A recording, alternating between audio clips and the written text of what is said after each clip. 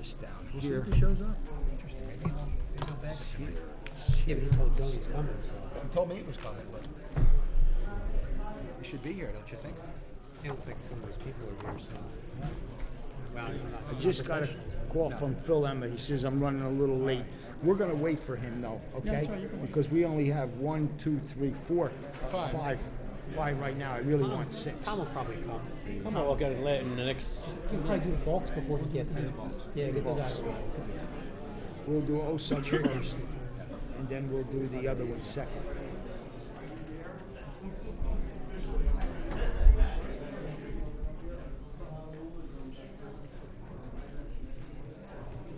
Actually, it's 7:30 now. There was nobody here last time for the temple right now. Now he's realized people are. Yeah, those are the paper. The article about Port of Hollywood, at the end it said this was on for tonight. 2, 3, 4, 5. That's all of mine and Larry's and whatever else. Yeah, that sounds like they got something in here that's horrible things that have to be considered.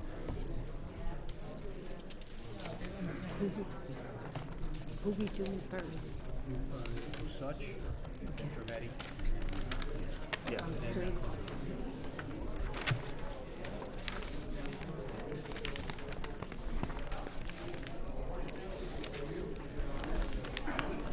What are we waiting on here? We have enough? Yeah, we have enough. Still running a couple minutes late. We delay it a few minutes, or we don't need it? Are you gonna wait, or did you start hearing Well, these I'm waiting for Tom too. He ain't here yet, and usually he's the last minute. Gonna wait another 30 seconds. The place with the nudist. Guy was saying, not only is it a bad place to go, Yeah, called me they've last had night. nudists all over the place. Texted me last night about it. He wasn't He coming. said there was a nudist that was walking around there. What down that street? Yeah, Hey, Joe. I was graduation. I said that may very well Congratulations. be the case. Go tomorrow for But orientation. that's not a consideration. Yeah. Sick. Okay, are we ready? She said If you have somebody doing it, call the police. I said he's gonna miss you. She's right. Oh, she's my buddy. You Yeah. kidding? Oh, it's terrible. You know what, wait a minute. I said he's gonna miss you. She says, I know. 7:29 and a half. Seconds. She switched from Alabama because she thought it was too far. So I thought I saw. she misses a little. She's gonna miss it a little too. You know, don't let her fool you. 2, 3, 5. You know what, you could start. We can hear the 2 bolts. Second one, Esposito. Anthony Esposito. Anthony? Esposito. Esposito. All right, we're gonna get this thing Esposito. rolling. Esposito. Done this in a while. Make sure your water's not next time. it's like the Italian Smith for crying out loud. Are they gonna be heard today? No. I want to call the meeting to order of the Zoning Board of Adjustment for June 28, 2017. Notice of the meeting has been satisfied in accordance with Chapter 231 PL 1975 by advertising in the Home News Tribune, notifying the Sentinel Publishing Company and the Star Ledger, posting on the bulletin board, and filing with the Borough Clerk. Will everyone please stand for the Pledge of Allegiance? I pledge allegiance to the flag of the United States of America and to the republic for which it stands, one nation, under God, indivisible, with liberty and justice for all.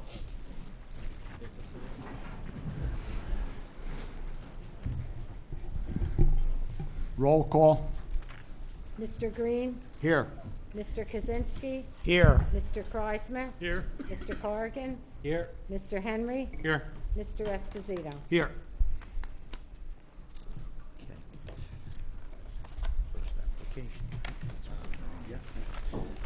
Okay, the first application to be heard tonight will be Matt Osage. Mr. Chairman, I've had an opportunity to review the affidavit of publication and proof of service, and the board does have jurisdiction for this application this evening, so if we can have a motion to deem it complete. So moved. Second. Okay, complete. Mr. Osuch, would you tell this board exactly what you're looking for with this application? Mr. Chairman, let me swear him in first. Mr. Osuch, please raise your right hand. You swear to tell the truth, the whole truth, nothing but the truth, so help you God? Yes, I do. All right, please state your name, spelling your last name, address for the record. Sure, it's Matthew, last name is Osuch, O''S-U-C-H, and I reside at 11 Lagoda Street in Farland, New Jersey. Thank you. Would you tell us exactly what you want to do in reference to this application? Sure, we would like to fence in our property. We have a substantial side lot, so we would like to have the fence go over the property line, and it would be 11 feet from inside the curb into our property. Okay.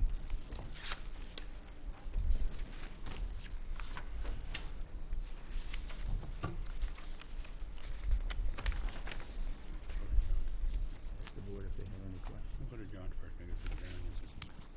Yes, Mr. Chairman, the fence will exceed the setback. 15 feet is the minimum, and they're proposing, I believe, from what I see on the drawing, 1 foot to take a maximum effect for the rear yard.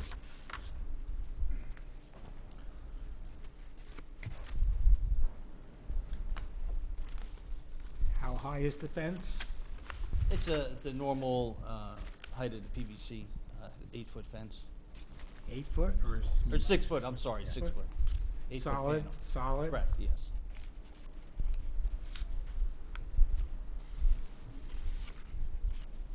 John, is there a side yard setback as well? I know you got the rear yard, right? At the rear yard, and he's got to the driveway. Yeah, but over here.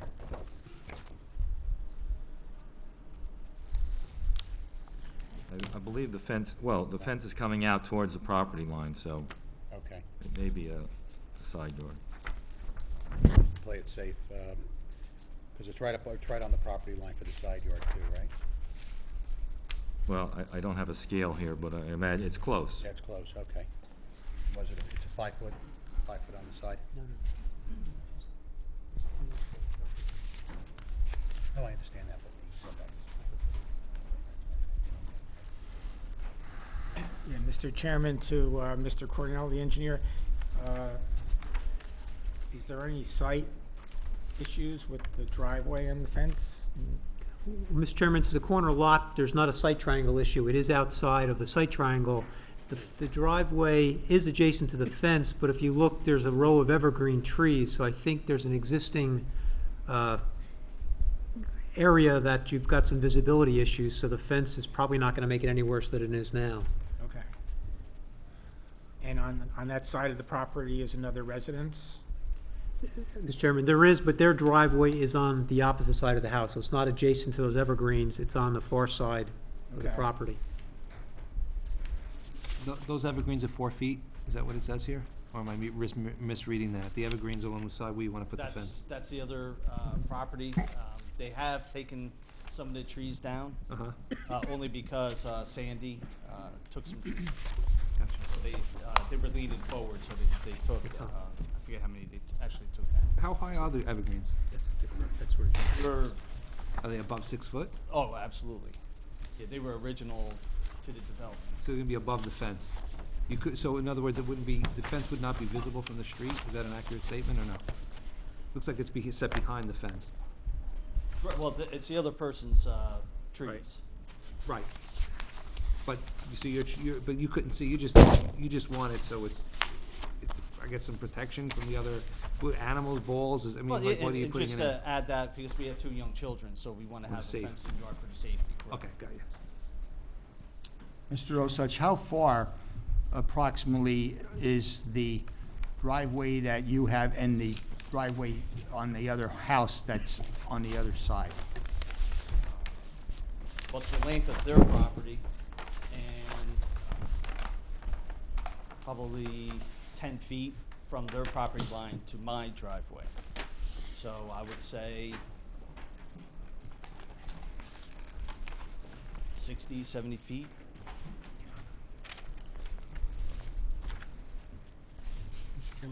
If I may, the shaded-in area here on the sheet that we have, is that an extension that you added, or Sorry. this shaded-in area here? That's the driveway.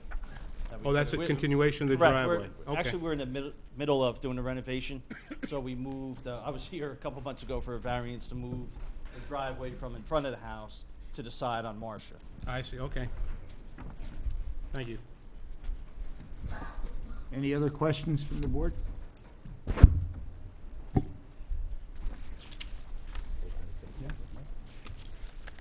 Want to open this application up to the public? Anyone from the public wish to speak on this application?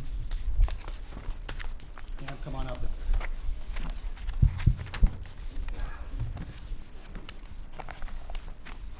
I'm going to have to swear you in, so please raise your right hand. Swear to tell the truth, the whole truth, nothing but the truth, so help you God? I do. All right, please state your name, spelling your last name, address for the record. Courtney Lowry, that's Lowry. I live at 14 Marcia Street, across the street from the garage. in Okay. question. What I have is, I actually have pictures. I don't know, can I pass them out? Well, why don't you hand them up to our clerk here? Sure. All right, and Oh, they're right there. how many photographs are there, Ms. Lowry? 9. There's 9 Well, photographs? Okay. No, 2 photographs, but 9 copies. Oh, there's 9 copies, okay, so let's just label it as O1, Objector 1, and we'll pass them out. So, Sure. if you want to indicate what they depict, or, So what they depict is all those evergreen trees were taken down on Saturday. Not one exists.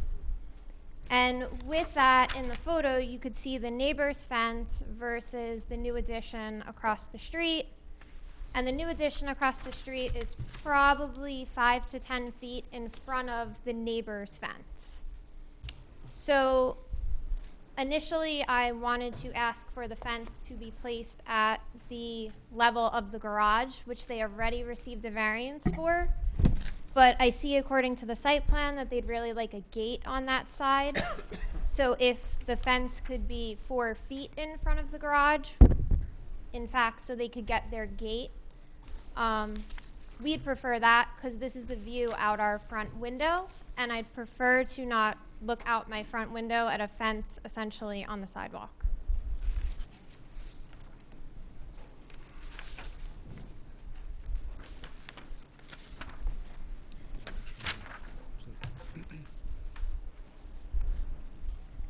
I mean, and the whole purpose of that side street, front yard, I'm a local architect and I'm licensed in New Jersey and I practice, and the whole point of that side street front yard is to align with the neighbor to the left, which is a front yard, and set back approximately 20 feet.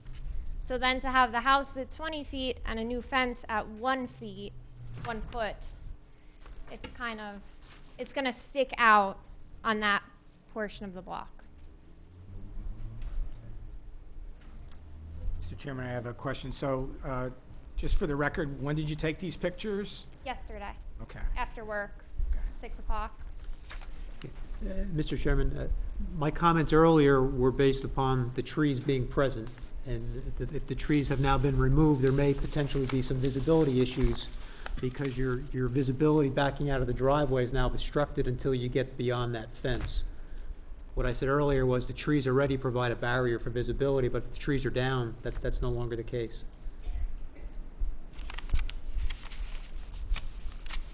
And Mr. Chairman, one more question. So, I know you probably didn't measure it, but what would be your estimate of the existing fence in the neighbor's yard? How far from the property line? It aligns with the front of their house, so it could be 15 feet, it could be 20 feet, but it aligns with their front yard, which appears to be conforming. Mr. Osuch, how many trees did you take down? I didn't take any trees down. I It was didn't the know that. neighbor. The neighbor took them down? Yeah, like I said, we're not living there. All right. We do pop over periodically. I do know that some of the trees were taken down because they fell down during Sandy. I didn't know that the rest of the trees were taken down. I know there was one that was right along the sidewalk. Mr. Osich, this,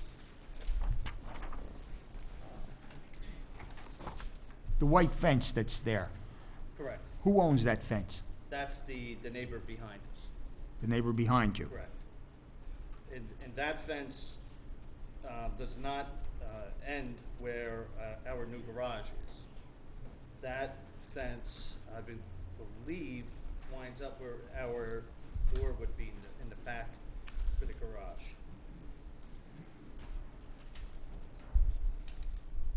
But I'm not 100% certain on that. I can't say yes or no. And when you say garage, you mean the shaded area on the drawing, on your drawing? Oh, I'm sorry. I'm looking at the picture itself. Right, but on this drawing is the garage, which is the addition, is that? That's the shaded part. The shaded part, right, okay, thank you.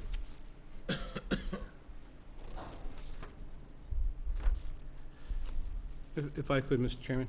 Mr. Osich, the fence for your neighbor there, now, will your fence be butted up against their fence? So there'll be two fences along that section where their fence is on their side yard?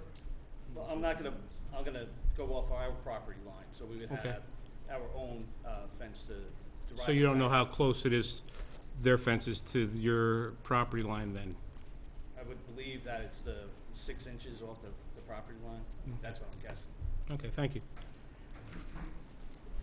The purpose for us wanting to get as much yard as we can, eventually we'd probably back up here for a variance for a pool. And so we would need to have the pool set further back from our yard. So that's why we're trying to use as much of the side and backyard as possible.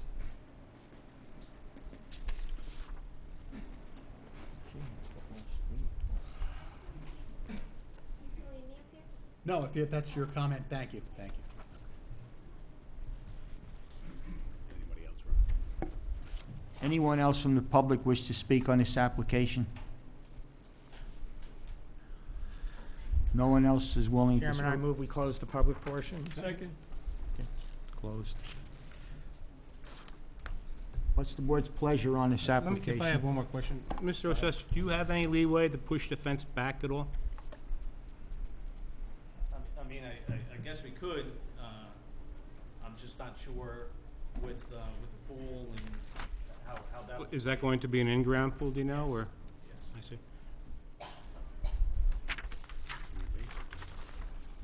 Mr. Chairman, my feeling on this is that because of the driveway and possible site problems, I'd like to see it pushed back, which we've asked many other applicants to do. So it's not anything different than what we've done in the past, in my opinion. How far would you want to push it back? I'd say 10 feet off the property line, just as my own opinion.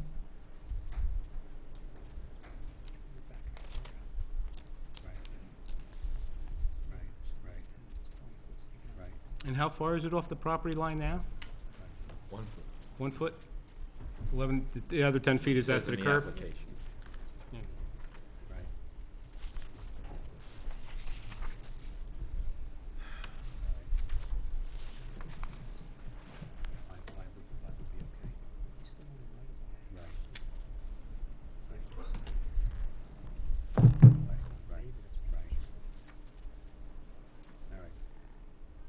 Mr. Chairman, I'm just speaking to Mr. Cornell, just to see, you know, how far we could move that fence back to at least improve visibility, but by the same token, provide, you know, Yes. the security and privacy for the applicant. We're thinking maybe, what, 7.5 feet? Mr. Chairman, by ordinance, since this is a corner lot, he's allowed to split the difference. So instead of 30 foot, he's allowed to have it, I believe, at 15 foot for the fence. Yeah. So if you split that in half, that's 7.5. So I would say maybe a minimum of 5. This way, a car backing out, you have a 10-foot sidewalk and then 5 foot to the fence, so you'd have 15 foot of visibility before you actually have a car in the street.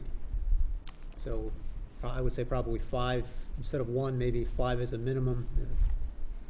I agree with the 5 feet. What's the board's pleasure on 5 feet? And this would be on the front yard on Marsh. Marcia. Yeah, Marsh. Would that be acceptable? I mean, if the board is okay with that, then. Okay with it? That's 5 feet from the sidewalk? Well, from the property line. Property line. Well, it's the applicant's application, so it's really, Mr. Osuch, to him. can you live with the 5 feet? I'm at your mercy, so All right. it's, I mean, 5 feet is- we're trying to strike a balance here. I so- understand, All right. So Jay, I guess that would be moving it 4 feet back from what he's asking now. Correct. I see, okay. Okay, I'll make a motion that we approve the application with a 5-foot setback. Second? Second.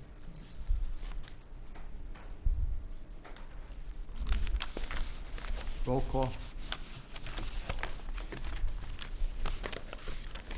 Mr. Green? Yes. Mr. Kaczynski? yes. Mr. Kreismer? Yes. Mr. Corrigan? Yes. Mr. Henry? Yes. Mr. Emma? Yes. Mr. Esposito? Yes. Okay, your application's been approved. It's with the 5-foot, and you'll be notified at the next meeting, and you can proceed after that. okay, thank you.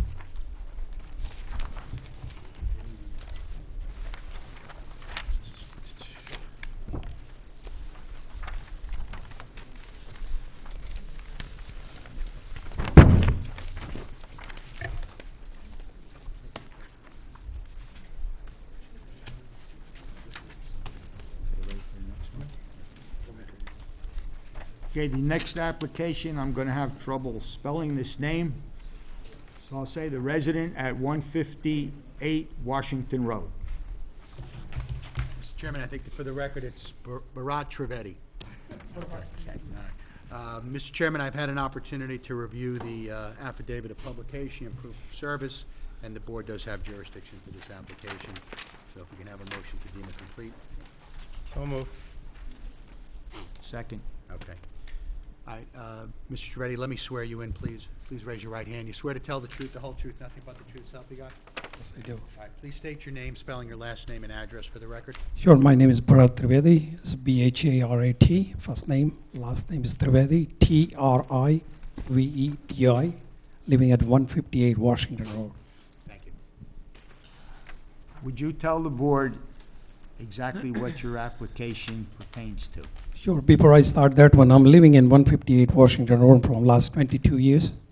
And what I want to do, I just want to put one shade in the yard, which is side of my yard. I have some pictures for all the members here. This is 8 copies. Excuse me.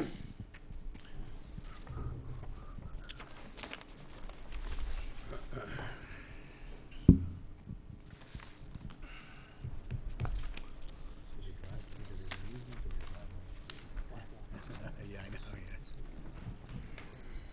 So actually, my house is located in a flag-shaped land, which is my front yard.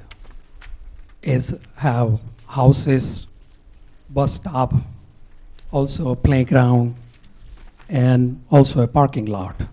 So every time I open my door, I can see all this thing. And I always thinking that, you know, my front yard is like this. So that's the one picture you can see. Just for the record, we're going to mark the series of 1, 2,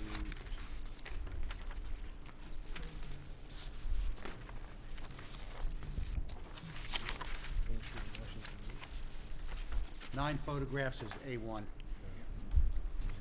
And Mr. Trivedi, I think you have what we call in the land use world a flag lot. Is that correct? That is correct. All right, so in other words, you have a long strip of land that runs from Washington, very narrow piece, around 25 feet, and then we actually get to the main portion of your lot, which is where your house sits. That is correct. So that's a flag lot. Okay. Right. And my house is little slanted there, so when I installed the shed there, I thought that is my side yard. Okay. And that's the way I need a permission for that one to Right. keep it there.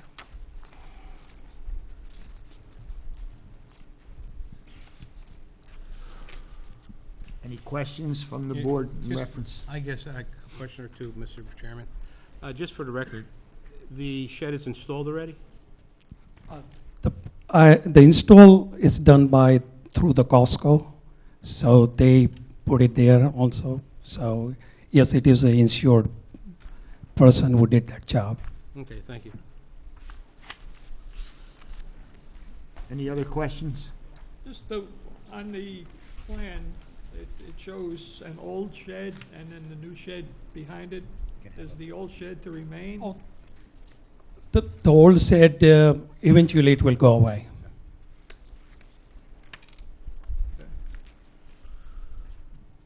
Mr. Chairman, John, can you tell us what the variances are? Did you do that? The shed is prohibited in the front yard, so he's in the orientation of the lot is to Washington Road. It's at the intersection of Washington and Main Street. Probably seen it. It's one of those odd, unique situations. So his house is settled in the middle of the flat, in the middle of the majority of the lot, and he wants to put the new shed, or has put the new shed in the front yard area, which we don't allow sheds in the front yard. Just for the record, I was down there today, and I looked at the shed. It's only one shed, it's not replacing one out, it's one there, and it's really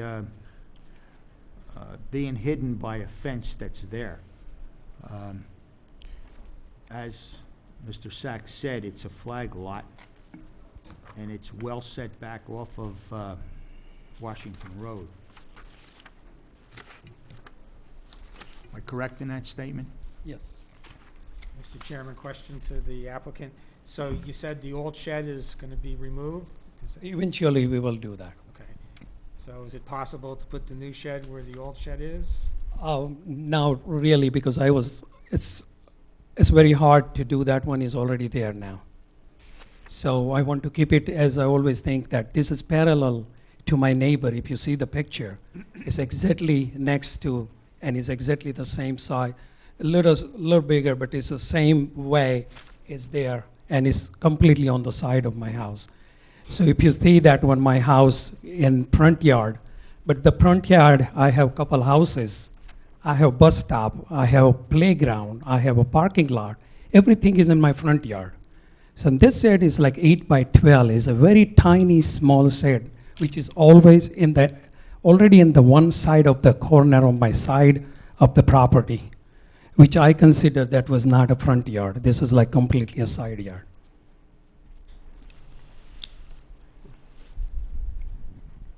Board's pleasure. Open up to the public? Yeah, for the public, yeah. And open this application to the public. Anyone wish to speak on this application, 158 Washington Road? Anyone wish to speak on this application, 158 Washington Road? Move the public portion be closed. Second. Make a motion, we approve the application? Second. Roll call. Who seconded, Tom? or-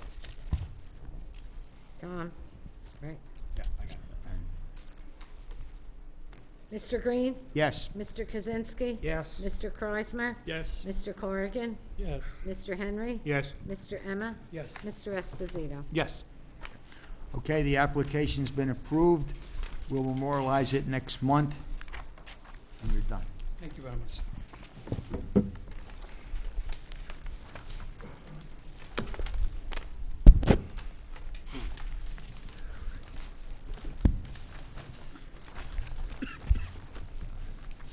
Okay, the next application is 9 Crum Street Realty LLC.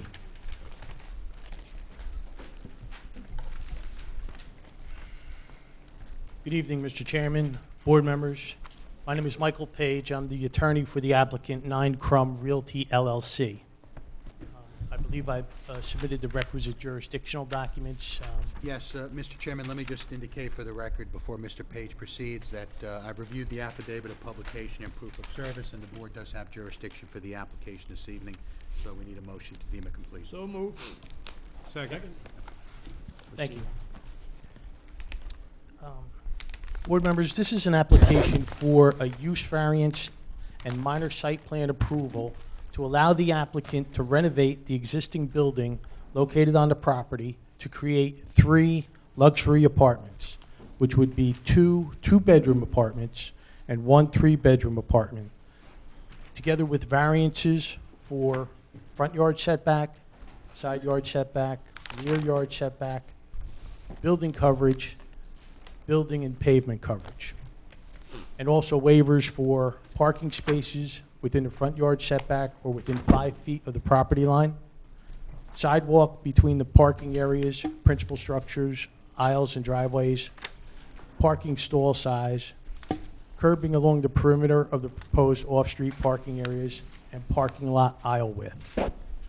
All for the property located at 9 Crum Street, which is Block 123, lots 6, 7, and 8, here in Sayreville. This evening, I'll be calling 2 witnesses to testify with regard to this application. The first would be Mr. Mark Vaisberg, who's a representative of the applicant, and second would be Mr. John Pliskanka, professional engineer and professional planner, who is being presented as the applicant's dual expert in his capacity, both as a professional engineer and professional planner. So at this time, I'd like to call Mr. Mark Vaisberg. Mr. Vaisberg, please raise your right hand, I'll swear you in. Swear to tell the truth, the whole truth, nothing but the truth, so help you God? Yes, I do. All right, please state your name, spelling your last name. Mark Vaisberg, V-A-Y-S-B-E-R-G.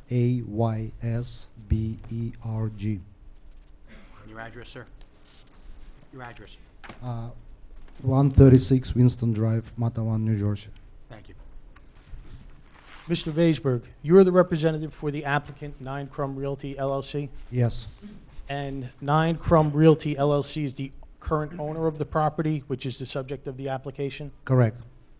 And if you would, please tell the board in a few words what your proposal is with regard to this application. I would like to have an opportunity to renovate the existing building to have 3 luxury apartments there. Make it nice, you know, off-site, off-street parking. And this would be 2 two-bedroom apartments and 1 3-bedroom apartment, That correct? is correct. And in one of the 2-bedroom apartments, there is a design in the floor plan for an office to be located in one of those 2-bedroom apartments, correct? Yes, And there is mention in the board's engineer's report, as well as the planner's report, I believe, of some possible concern regarding the future conversion of this office space into a bedroom. Now, taking that into consideration, if the board were to act favorably on your application, would you be agreeable to a restriction, certainly, that the office space not be converted at any time into another bedroom? absolutely. That's its design, the current design of the building. So the apartments would be, or your application is strictly 2 two-bedroom, 1 3-bedroom, and that's the way it would Correct. remain? Yes. And also, as for the basement of the property, what would the basement of the property be used for? Only for the storage purpose. Storage only? Storage only. Thank you, Mr. Vaisberg. I have no further questions. I have a question. The building alongside of the Polynesian Inn or the 9 Crum Street, do you own that building also? On the left side, 5 Yes. Crum. Yes, that is correct. How many apartments are in that building? 4 apartments. 4 apartments? Yes. The residents of those 4 apartments, where do they park presently? Currently, we park on the street. There is no off-street parking there. Okay. On your plans, it mentions that you're going to have the residents park, the new place, 9 Crum Street, you're going to have them park inside off the street. We would like to get as many cars off the street as possible. That is correct. What's to say that the apartment that you own to the left, that those people who live there don't attempt to park in that parking lot that you have for 9 Crum Street? We're going to enforce. We're going to make rules, policies for the tenants. How are you going to enforce that? My office is located in South River. It's right across the street. We have several buildings in Sayreville, and we drive through many times a day. We're gonna monitor and enforce the rules.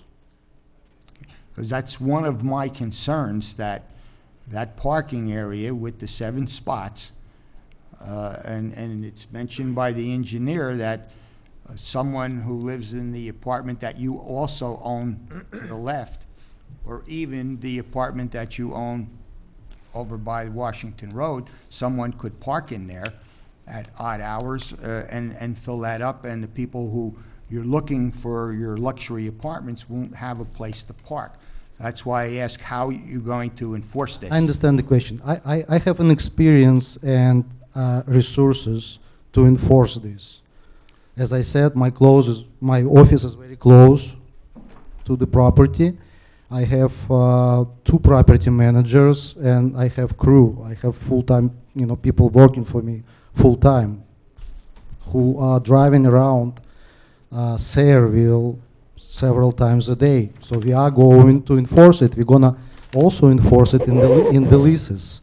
So we're gonna make addition to the leases of the tenants for the 5 Crump building to not park on this parking lot.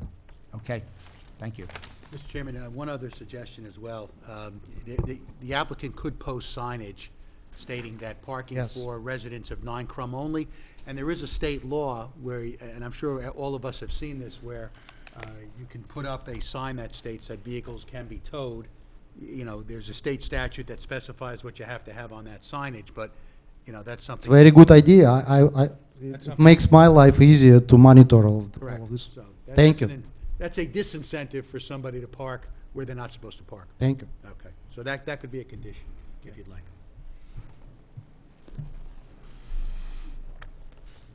Anyone else have any questions of this applicant? Proceed. Thank you, Mr. Chairman. Thank you very much. I'm sorry, I do have one question, Mr. Chairman, if I may, I'm sorry, excuse me. You said the one room is gonna be an office only and not a bedroom. How do you enforce that? How do we know that's gonna be the case? I mean, I'm open to any suggestion from the board. I'm gonna enforce it.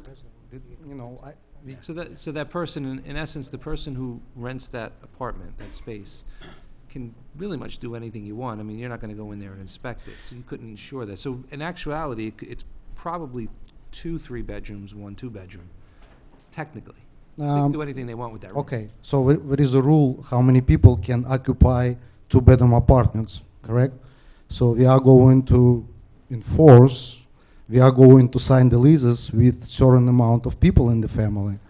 That's one thing. The second thing, we will be inspecting the property, and the township is going to inspect the property on the yearly basis.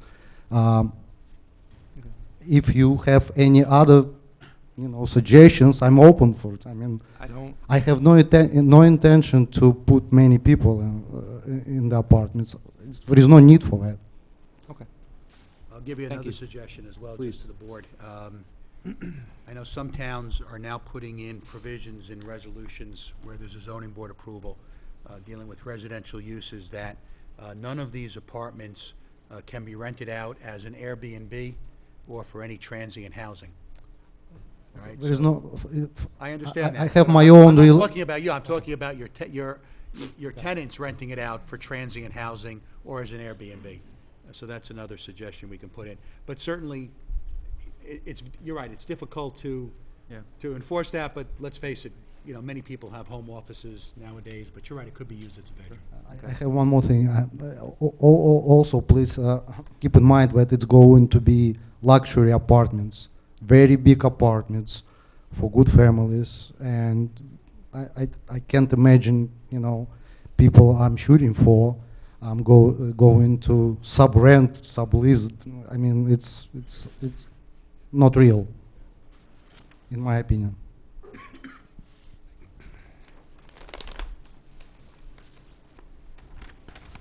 Proceed. Thank you, Mr. Beresworth. Next, I would like to call Mr. John Plaskanka.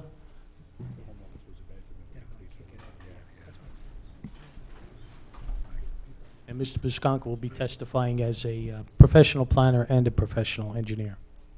Mr. Piscotti, please raise your right hand. I'll swear you in. Swear to tell the truth, the whole truth, nothing but the truth, so help you God. I do. Please state your name, spelling your last name, professional affiliation for the record. John J. Plaskanka, Plaskonka, professional engineer, professional planner, Manalapan, New Jersey. Mr. Chairman, Mr. Plaskanka has been before the board many times. I feel that he's an expert. I agree. Thank you very much. Credentials in both engineering and planning. Thank you. Mr. Plaskanka, have you had the opportunity to review the application materials submitted by the applicant with regard to this matter? Yes, I have. And in fact, your office drafted the proposed minor site plan, correct? That's correct. And have you had the opportunity to review the reports dated March 17 and June 28 of the Borough Engineer's Office? Yes, I have. And have you also had the opportunity to review the reports dated 3/21 and I believe 6/27 of the Board's Planner's Office as well? Yes, I have. If you would, please provide for the Board the details of the application as they pertain to both the engineering aspects and planning aspects. And in so doing, would you also please address the comments brought up by the Board's professionals? Be happy to. Thank you. As the board knows, this is the old Polonaise Inn bar and catering hall that was there for many, many years, and a very busy bar years ago. It's been vacant now for probably 15-plus years and is grown to be an eyesore on that street. So we have a situation where we have a 5,000 square foot building, and yet it's overgrown somewhat, and it's got parking in the front that's still being deteriorating, and it's a real disaster on that street. Over the years, this board has looked at different options for this property, and they were outlined in Jay Cornell's report, where he said that in 2002, 8 apartments were proposed, 2003, 6 apartments, 2004, 5 apartments, and 2008, 5 apartments, or 2 single-family lots. In 2011, you heard an application for a physical therapy office on the property, commercial use, denied by the board, upheld by the courts. So as time has gone on, the building has continued to deteriorate, and we're looking now to do 3 luxury apartments, 7 parking spaces, removing the blacktop in front, and doing landscaping in front, and making this a facility that would be proud for the use. So we think that the plan that's been proposed is a good plan for this site for a number of reasons. We looked at the site grading issues by Jay Cornell in his report. These were the variants or waivers required in this application. And as you know, we have a very small area between the building and the property line to the left. We have about 40 feet, more or less. And we're trying to make that work for the parking spaces as best we can. But when we do a parking lot on this location, it's different than if you do a parking lot in front of a 7-Eleven or Acme, where cars come in all day long and you have 24-foot aisles, two-way traffic in large spaces. This is for cars that park in the evening when people come home. They go to work. So it's not a very active parking lot for 3 apartments. So it's a different animal. So when we ask for not putting in sidewalk, we're not putting in curb, and smaller spaces, we think these are viable under this circumstances with this modestly low intensity use. So in summary, the site grading and comments from CME apply to larger parking areas. And I think I can work with Mr. Cornell's office in fine-tuning the parking to make it a little bit better than we've seen, as per his comment in the last part of his report. So with respect to that, I think you have a very good plan for this facility, which is in pretty bad shape. Mr. John prepared a report, the planner. I have that.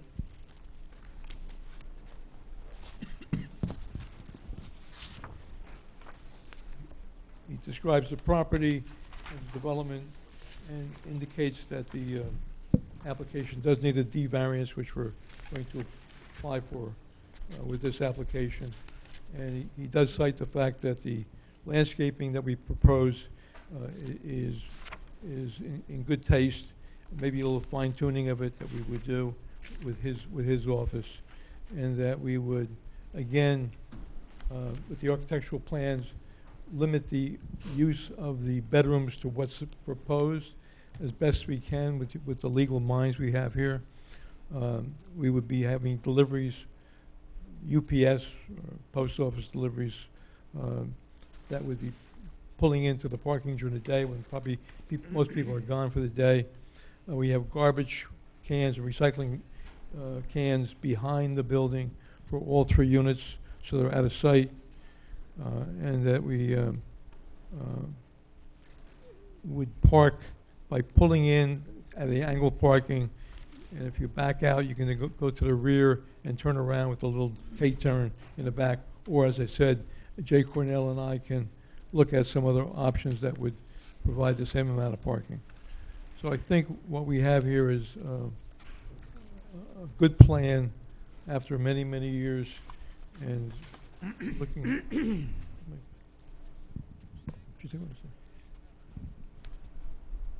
Excuse me 1 second. My report. My next trick. So with respect to the variances, there are special reasons to grant the variance, use variance in this case is because of the particular suitability of the site for the use. It's a unique site. It's got a building on it which is unusual, that's been there, 5,000 square feet, quite a big building. And the site is within walking distance of commercial districts along Washington Road. There's a bus stop on Washington Road. There's a deli right across the street almost, and there's walking distance to other commercial activities on the street. So the site does have what they call a smart growth location, which allows people to use and live in areas where there is other activities or other uses that they can easily find accessible. The board found last time that the physical therapy was not a proper use for commercial. This is a residential use.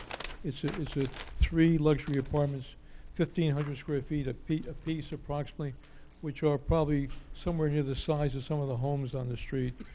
And there's room for the parking spaces that meet the requirements of RISA on the site.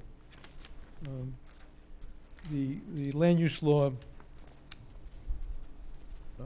is to promote the establishment of appropriate population densities and concentrations that will contribute to the well-being of persons, neighborhoods, communities, and regions, and preserve the environment under 4055D2E.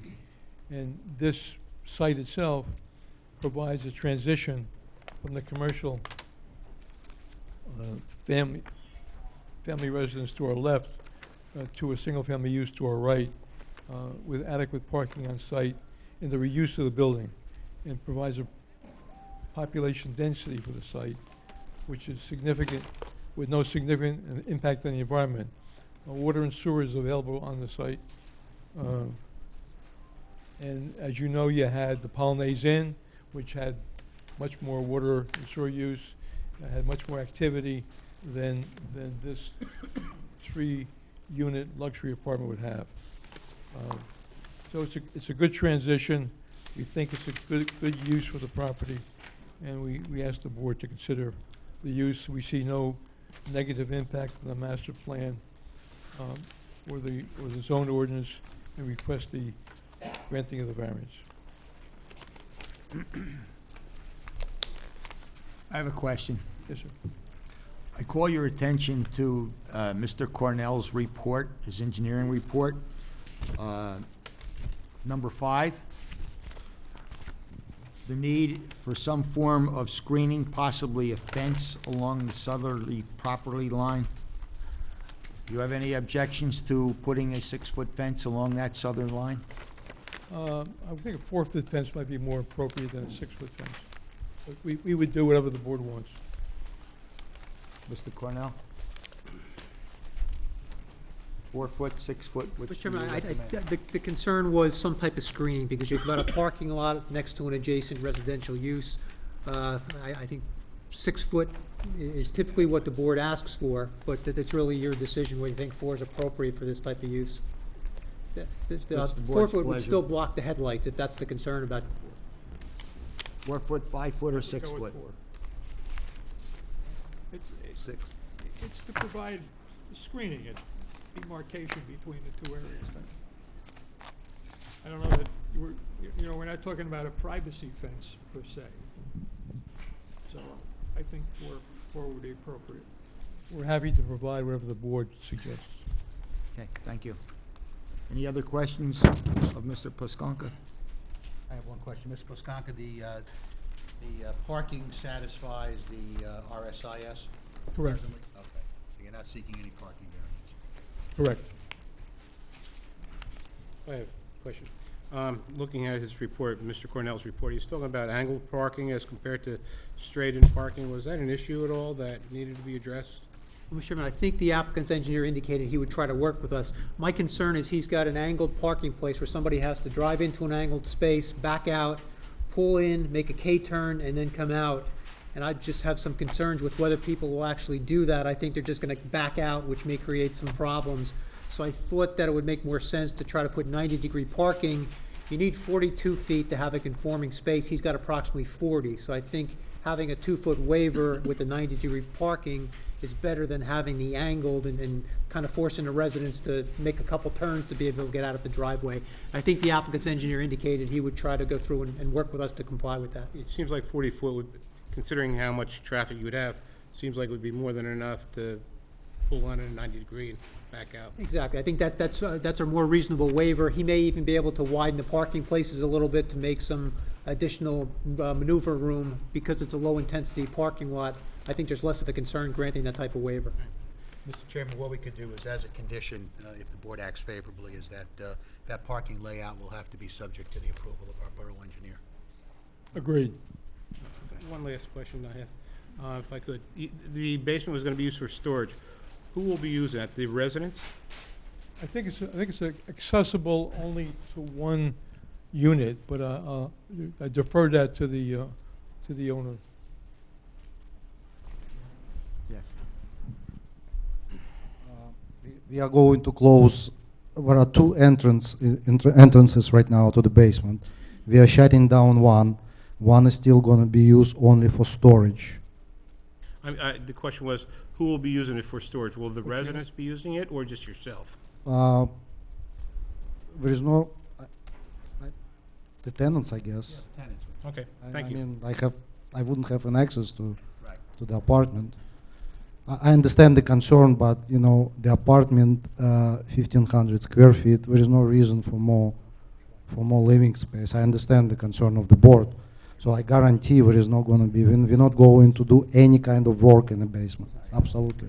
The areas, I was concerned that to the extent that if you have, 3 different apartments, 3 different owners, so to say, or renters down here, then you would be using it, and the merchandise would be accessible to all the different residents that might be there. And I was just wondering if it was going to be cordoned off maybe, or have But it's, whatever.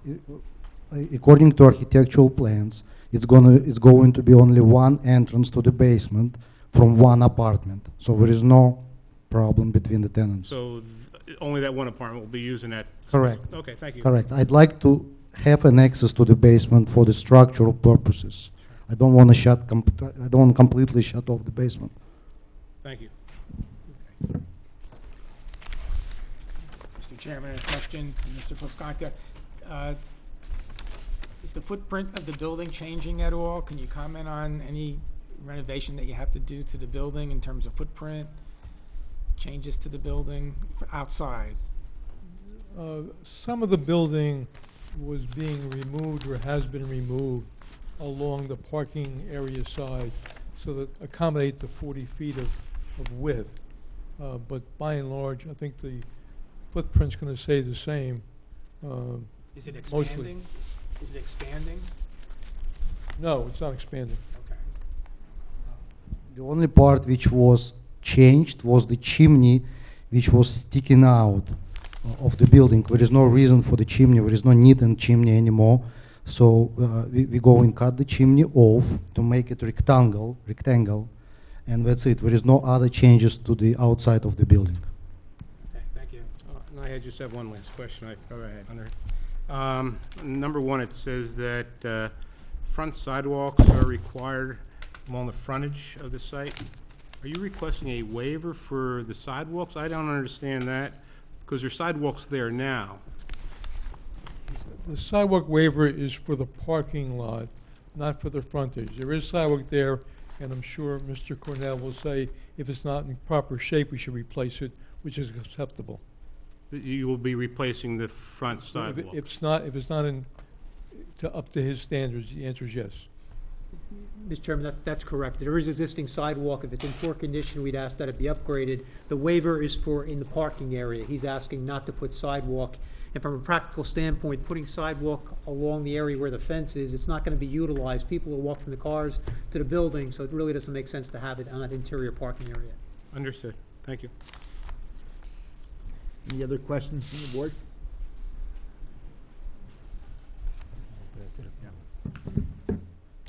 I'm going to open this up to the public. Anyone from the public wish to speak on this application, 9 Crum Street? Sir, come on up, I'll swear you in. Please raise your right hand. Swear to tell the truth, the whole truth, nothing but the truth, so help you God? I do. All right, please state your name, spelling your last name, address for the record. Edward Nowicki, Nowicki, 14 Crum Street. I've been a resident there for 47 years. Thank you, Mr. Nowicki. You hit it on the head when you said parking. Right now, it's a dilemma on Crum Street. We have problems with parking there. There's 7 or 8 families that are going to be affected by this. The ones up top of the hill, they could care less. They would be here if that were the case. Many times, I couldn't park my vehicles in front of my house because of the people off of Crum Street and Washington Road, which is, I believe, low income. I think they classify as Section 8. And the apartment that these gentlemen have here is also low income Section 8.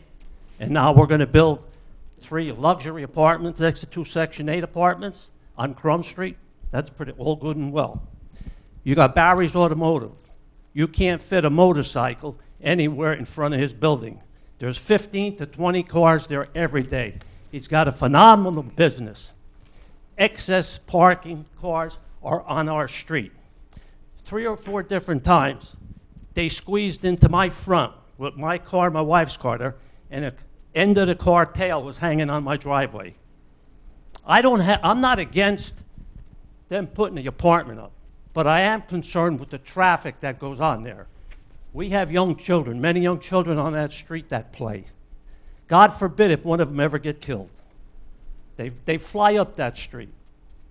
Now, if I'm not mistaken, quote me if I'm wrong, I think there's a small piece of property that Charlie and the Tubits had that when you bought his property, you had to buy that little piece of property off Washington Road.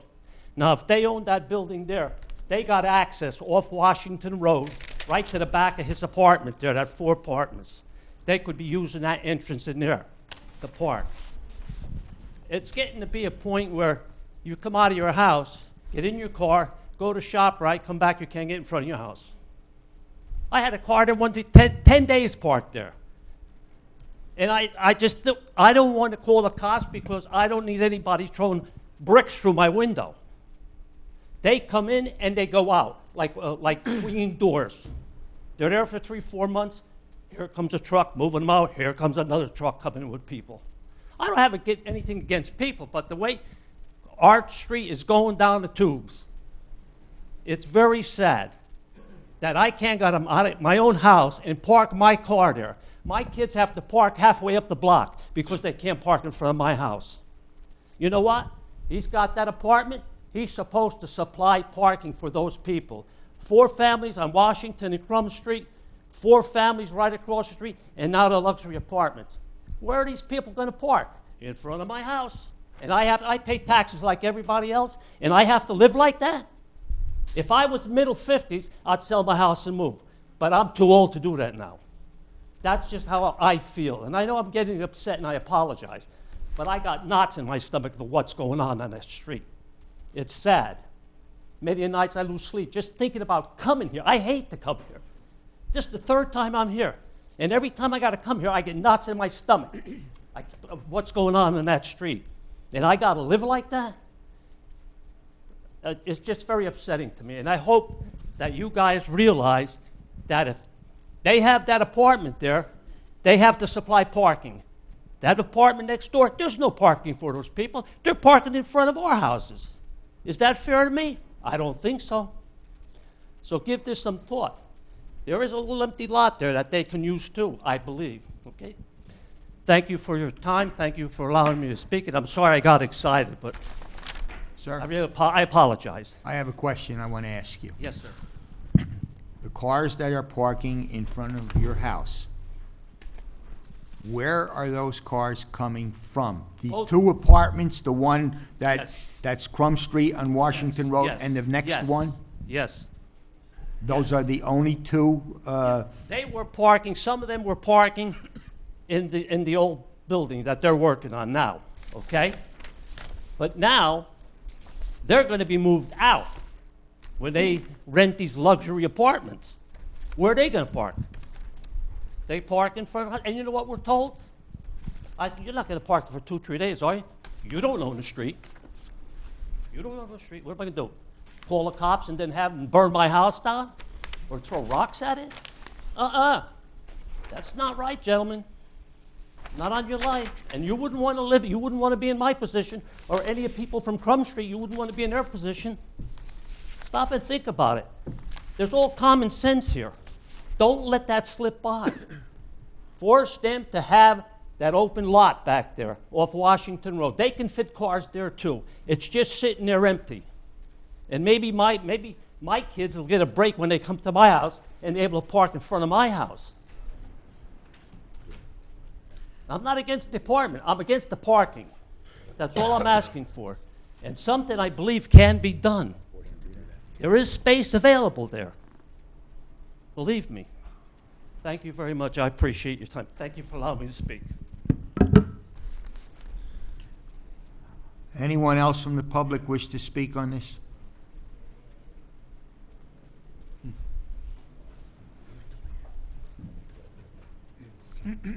Sir, please raise your right hand. I'll swear you in. Swear to tell the truth, the whole truth, nothing but the truth, so help you God? All right, please state your name, spelling your last name, address for the record. Okay, my name is Greg Morgan, M-O-R-G-A-N. Would you use the microphone? I'm sorry, I live at 13 Crum Street, right next door to the proposal. Thank you. Mr. Nowicki's right. The parking is unbelievable. I have family come over, they have to park up, so now everybody's getting impacted. You know what I mean? They park on front of me, so I have relatives, they have to park up in front of other people's houses. You have Barry's Automotive, who I've talked to, parks patrons and his employees' vehicles on Crum Street because he has no room. And you have to walk in, I mean, it's ridiculous. Sometimes you have to walk onto the street. And proposal of that new building, you said parking in front of the building? Or is there going to be grass and a sidewalk?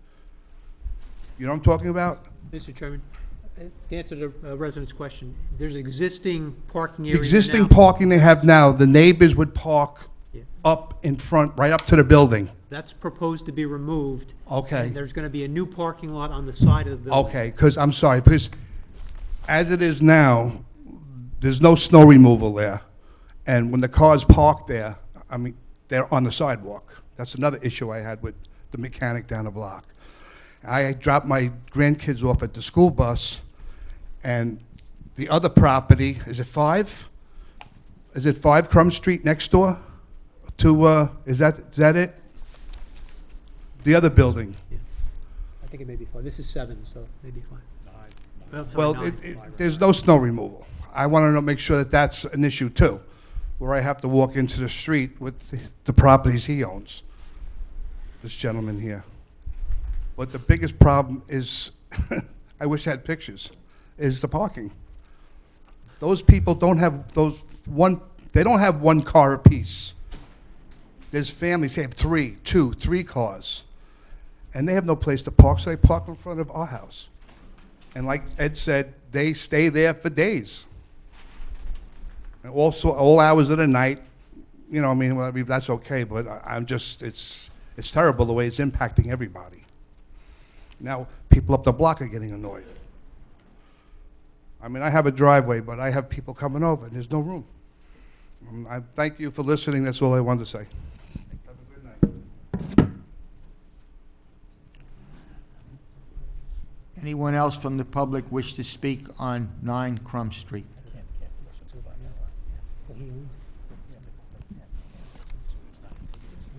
Doreen I'm Martin. sorry, ma'am. Please raise your right hand. I'll swear you in. Swear to tell the truth, the whole truth, nothing but the truth, so help you God? All right, please state your name, spelling your last name and address for the record. Doreen Martens, Martens, and I live at 12 Outlook Avenue. Thank you. Okay. First of all, is there a blueprint of this building that I can see? There are architectural plans and there's a site plan, yes. Are they here? Well, we have them, and I'm sure the applicant can provide you with a copy, sure. Can you open it up? Sure. Architectural plans? I want to see what the building is going to look like. I want to see what you guys have planned for it.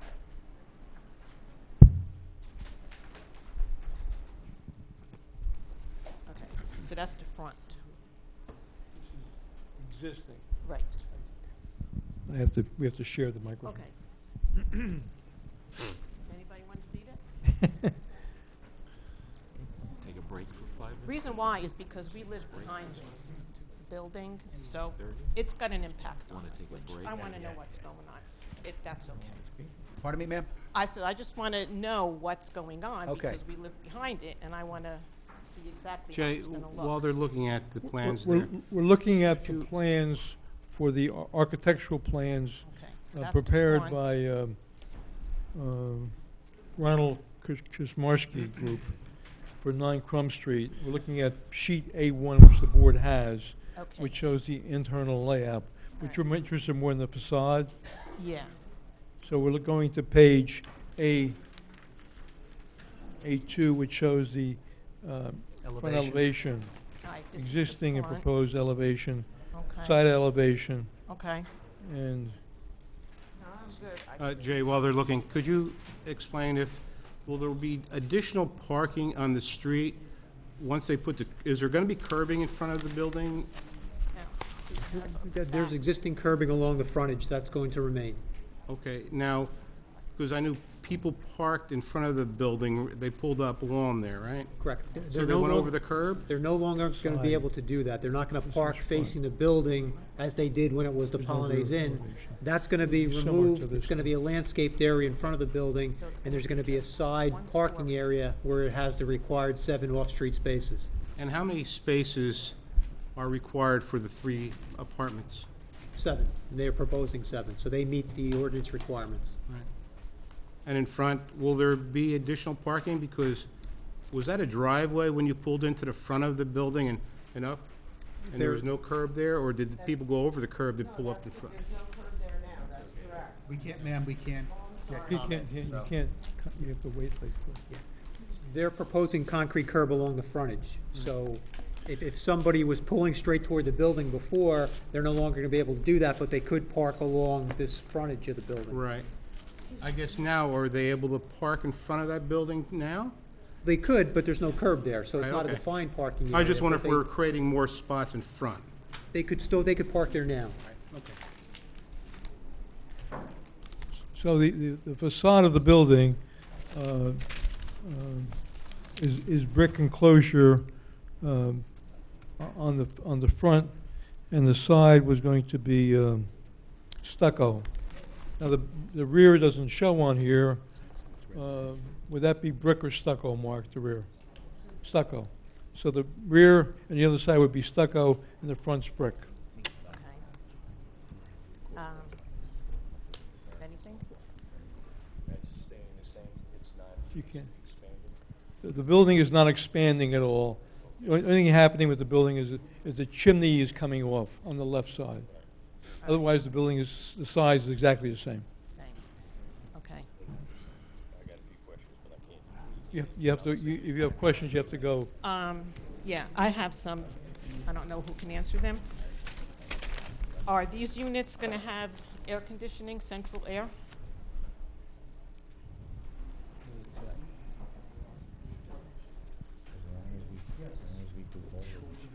Okay. Going to be central air, yes. Where will the outside units be located? On the side of the building. The side of the building? Correct. Okay. You also mentioned that the trash and the recycling is going to be in the back of the building? Yes.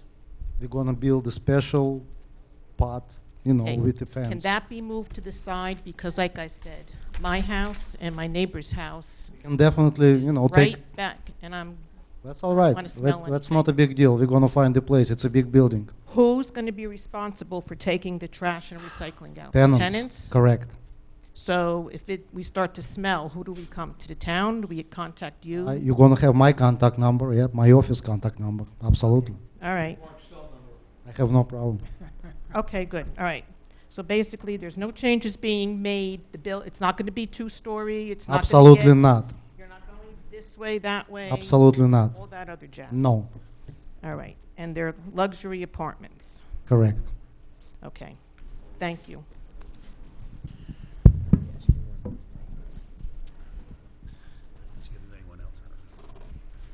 Anyone else from the public wish to speak on this application? Line up. Sir, please raise your right hand. I'll swear you in. Swear to tell the truth, the whole truth, nothing but the truth, so help you God? Yes. All right, please state your name, spelling your last name, address for the record. Michael Martinez, M-A-R-T-E-N-S. You're the other half. Yes. Okay. Thank you. Okay, this is a Section 8 apartment that's going up? No. It's not a Section 8? No, it's not. It's 1,500 square feet apartments. I mean, you can label it luxury apartments, but it's I have definitely... nothing else to tell you. It's Okay. not. My answer is no. All right. Now, the other question is, I don't see how you're going to put cars in that lot over there. It's a very small lot. It fits all the requirements of the, you know, building codes and everything else. I would like to also add, you know, there was a concern about those cars which right now are parked in front. We're gonna take it off, and we will be able to park it in front of the building. So we're not losing any parking spaces. We're only gaining 7 parking spaces on the side of the building. And another question would be lighting. What type of lighting is going to be out there? The lights? Are you adding lightings, like a pole for lighting the lots up or anything like that? Right, my engineer can, you know, answer this question. Okay. No poles at all. Maybe some floodlights on the building facing down with shields so they don't shine into neighbor's property. Okay. That's it. Thank you. Thank you. Thank you.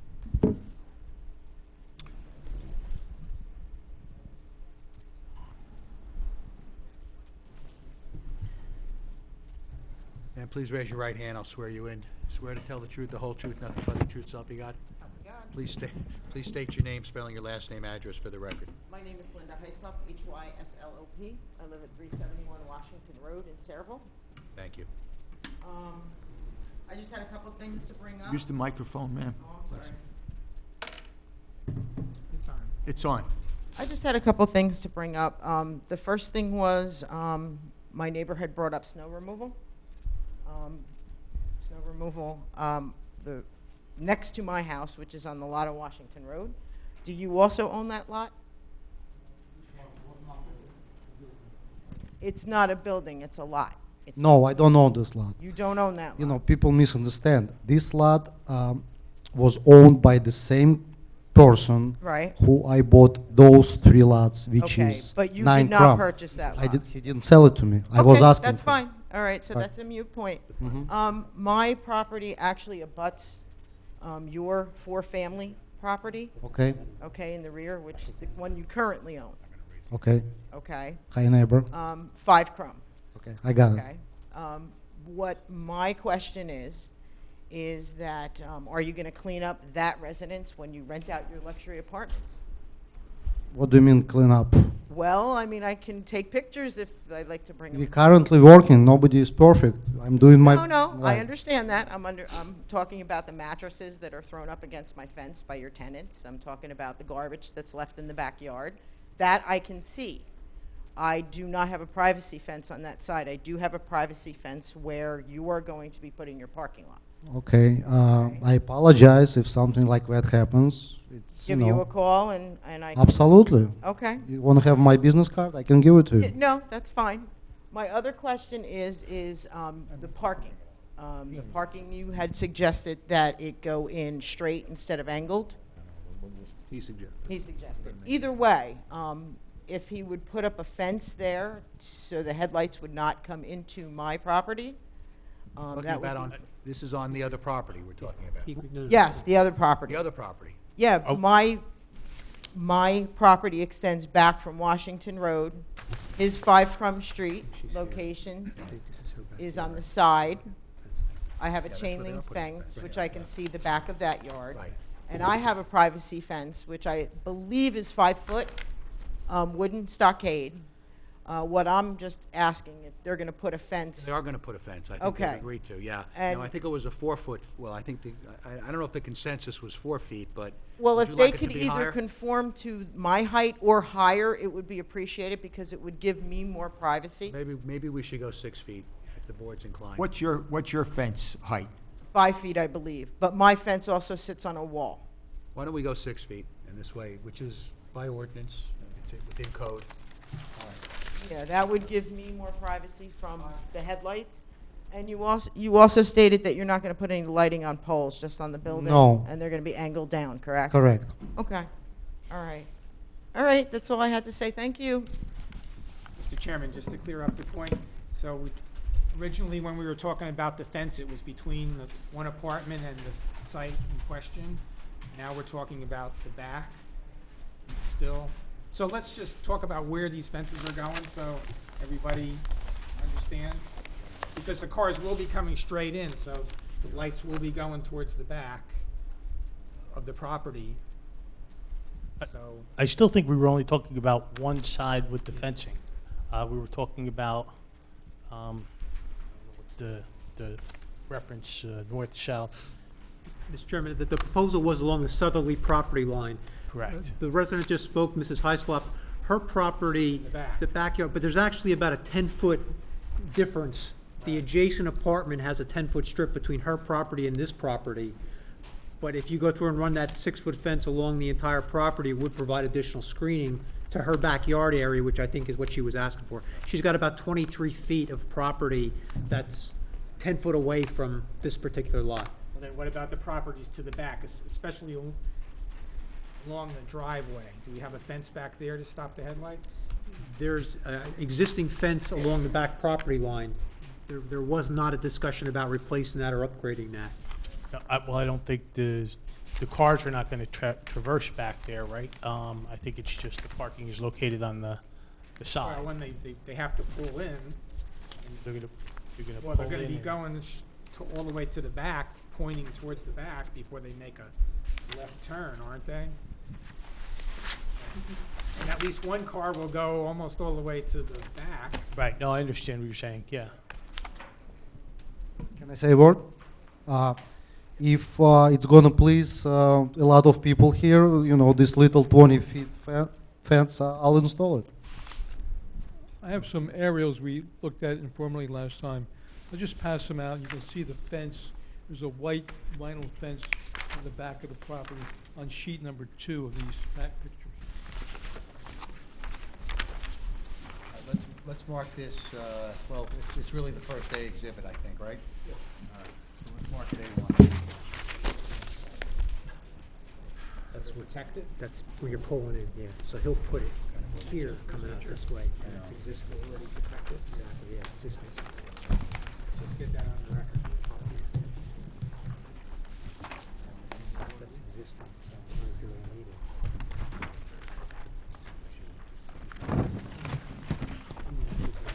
If you look at photograph number 3 in the set, you can see the Polonaise Inn deterioration to the right.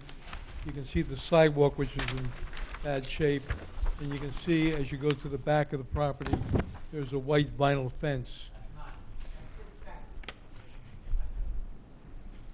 And are we willing to put a larger fence back there, 6 foot high, in that portion where the lights which may shine? The answer is yes, as well as go to the south for the lady who was here a minute ago to cover her up also. All right, so you'll put a 6-foot fence in those 2 locations? Yes. Okay. Is there anyone else from the public wish to speak on this application?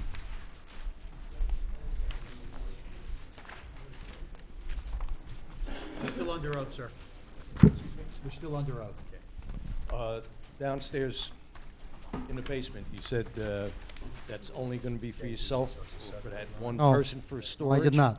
I said we're gonna close all but one entrances into the basement. Okay. And it's gonna accessible only by one tenant, By by one one apartment. apartment. And it's not gonna be livable space, it's not. It's going to be used only for storage. Is there running water through that basement area to where it can be adapted to a living space? I did not understand the question.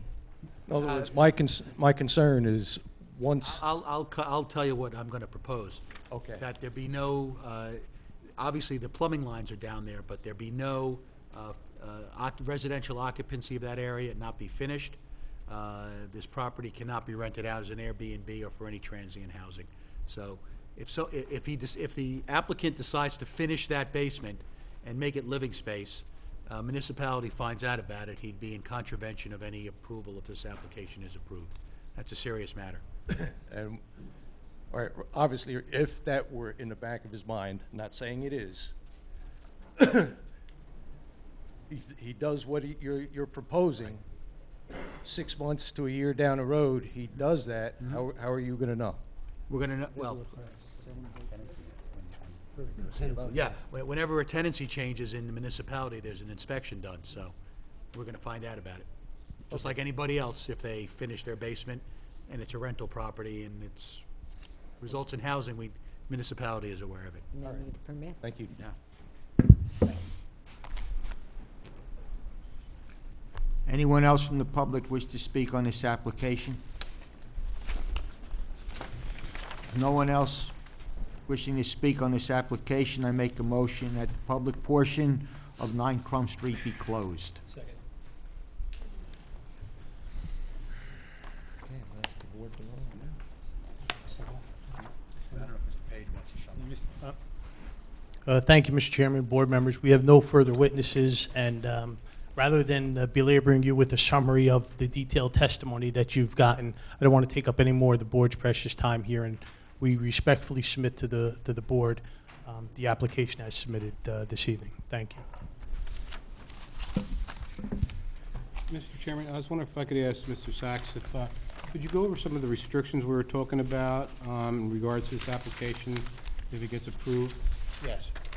I think, well, first, the first condition is that the home offices that are proposed would not be used as any commercial activity, for any commercial use, and would strictly be used as home offices, not as additional bedrooms. That there'll be tenants will not be permitted to rent any of these apartments out as Airbnbs or for transient housing, subleasing, and I guess the landlord can enforce that. Also, the basement will not be utilized for any personal occupancy and will not be finished. And I believe the applicant agreed to relocate the trash and recycling. You're going to have to work with our staff on that to obviously appease one of the residents. There'll be a 6-foot-high fence along the southerly property line and a portion of the westerly property line. And with respect to the parking, I believe the applicant has agreed to install signage that restricts parking to residents of that property only. And secondly, that there'll be the state permitted no towing signs, which you see throughout the state, which I would highly suggest that the applicant put on there, which would be a disincentive for anyone who does not occupy that or live in that property to park there, that they could be subject to towing at their own cost and expense. And was the 90-degree parking, Yeah, and actually, I believe it was comment number 10 of Mr. Cornell's report, that the applicant will work with Mr. Cornell, subject to his satisfaction, as to deal with that parking layout. thank you. Yep. And also, the office will be used as an office and not a bedroom? Well, at it's a any home structure. office. It cannot Home be used office. as a bedroom. What's the pleasure of the board? Well, Mr. Chairman, I just wanted to comment that there's a lot of talk about parking on the street, and I don't think that this board really can do anything about that. Maybe our attorney can maybe discuss that a little Yes. bit. Yeah, thank you, Mr. Kaczynski. Yeah, I mean, and that's why I asked Mr. Plaskanka that question. When we're dealing with parking, there is a state code called the Residential Site Improvement Standards, which mandate, or not mandate, but dictate how many parking spaces are required under state law based upon the number of bedrooms that you have. And under this proposal, the applicant does satisfy the Residential Site Improvement Standards, or the RSIS. Based on the number of bedrooms, he's required to have 7 parking spaces, and he does have 7 parking spaces. So you're not seeking, the applicant's not seeking any parking variance. That's not for consideration before this board. Obviously, there's been comment about the property across the street, but you know, that's a pre-existing use. It's not before this board this evening, and I'm talking about the 4-bedroom or the 4-apartment unit across the street. And lastly, I'll just comment, I defended the board on a lawsuit involving this property a number of years ago, I guess back in 2011, when this board denied an approval for a commercial use. And reviewing the resolution, which I prepared, one of the major concerns of the residents was parking at that time. One of the concerns of this board was parking, but we were dealing with a much more intensive use. So, you know, obviously, it's been a continual problem in this area, but this applicant does not require a parking variance and is complying with the Residential Site Improvement Standards with respect to parking. I guess my question would be is, where would the residents go with this problem if it's not our board? Well, I guess if there's, well, anybody is allowed to park on any public street. I mean, obviously, you know, we can't control who's going to park on what public street. But I guess if the residents of this project, of this particular luxury apartment building, do not have adequate parking, they're going to be the ones complaining to their landlord. And certainly the landlord has the right to tow vehicles. So, you know, can they contact the police about parking? Not really. I mean, it is a public street, and obviously anyone is allowed to park on this street. But this particular applicant has satisfied the Residential Site Improvement Standards. So they're providing adequate off-street parking at this particular point.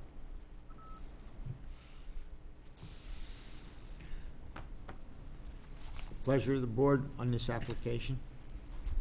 Mr. Chairman, I'd like to make a motion to approve the application as is with the restrictions that our lawyer went over. I'll second it. Roll call? Mr. Green? Yes. Mr. Kaczynski? Yes. Mr. Kreismer? Yes. Mr. Corrigan? Yes. Mr. Henry? Yes. Mr. Emma? Yes. Mr. Esposito? No. Motion is approved. We'll memorialize it next month, and the construction office will contact you in regards to it. Thank you, Mr. Chairman. Thank you, board members, for your time and consideration. Thank you very much.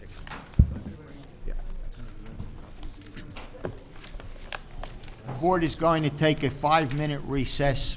We'll be back in 5 minutes. I got a question. Years ago, they proposed a two-family house, right? Which would have been better for everybody. Why didn't that ever happen? I wasn't around. I mean, obviously I wasn't around in 2008.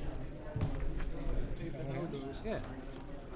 5-bedroom, 5 apartments, or two single-family residences. They didn't want to do that. Oh, it wasn't his proposal, it was our proposal to them? Yeah, but they didn't want to do it. Oh, they didn't want to do it? There's no money in that. There's money in this. Of course, yeah, sure. The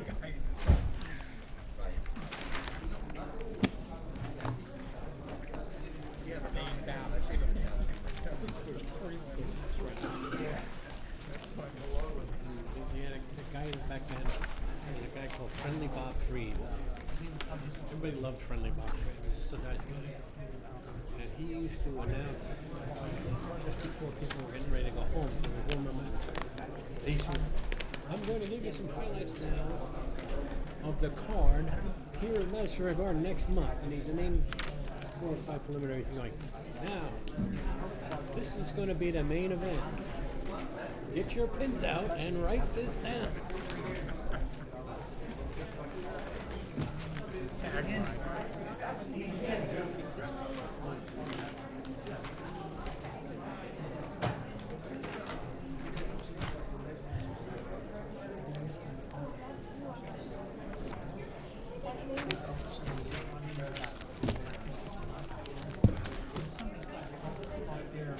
Plates, or if they're parked there for extended periods.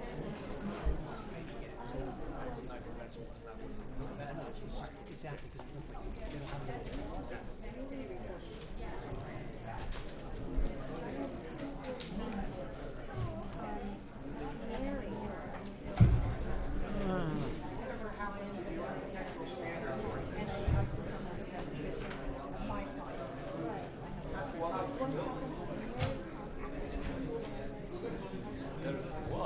It was almost falling down.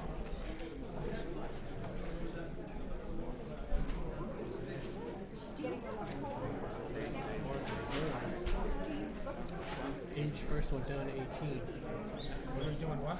And the age first went down to 18, that was the place to be.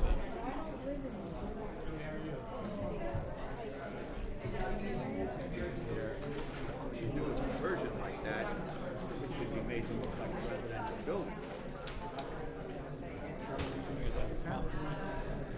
Mary, you put down $3 on the bar. Disagree? They still do that. You left money in the bar. When the landscape, it Put down $3. Lady, you look down, you got over 15. What happened? I booked the same rooms for Atlantic City because I got it that they had limited availability. So just let me know. Fill your thing out and let me know if you're gonna go or, you know. Yeah, 2 nights. Yeah, all right. I booked you for 2. Tropicana. That's good.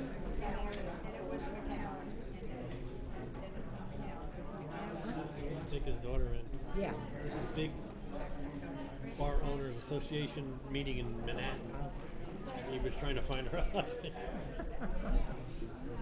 We were telling us that Rose is getting too old. She's got to get married. I'm going to find her a husband.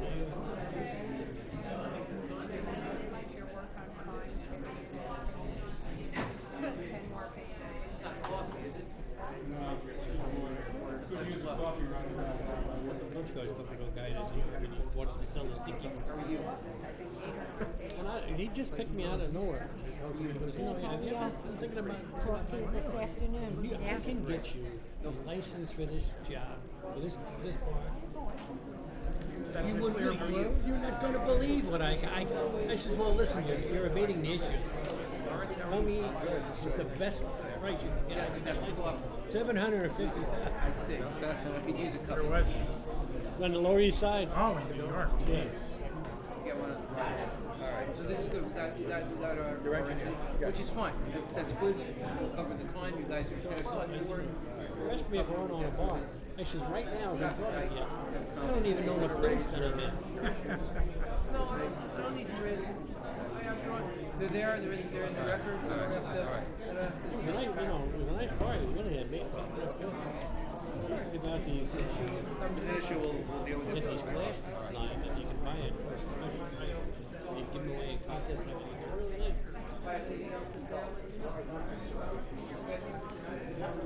The skull. Ready to go. Come get rid of the skull.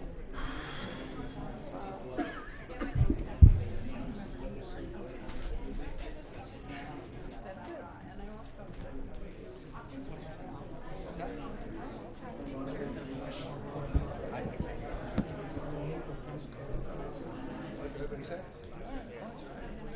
I'm not sure the public is. You may have to go a little bit. You may go. You go to 10:30 if you have to. I know.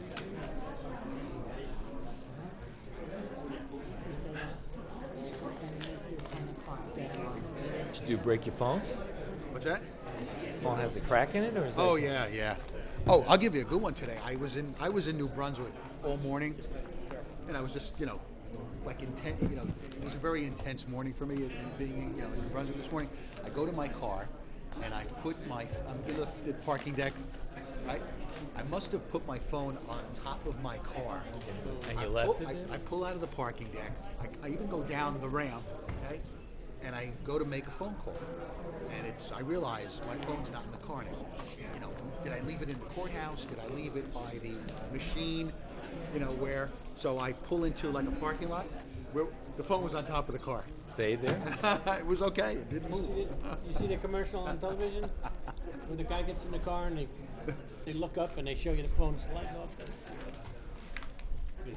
Sometime in your life. That's happened to me. I lost a phone that way. We're going to discuss. I've done this before. No. I did. When I bought my first house, we were going to the closing. We had all the paperwork. We put it on the roof just to hold it for a minute while, Drove away. Drove away? No.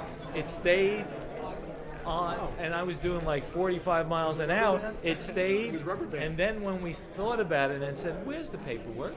I said, it's on the roof. And as I said, on the roof, I saw in the back mirror all the paper come off. And it was just...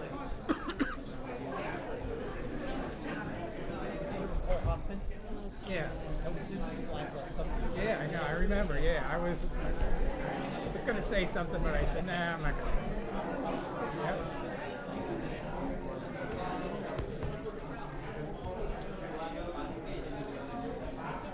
Age.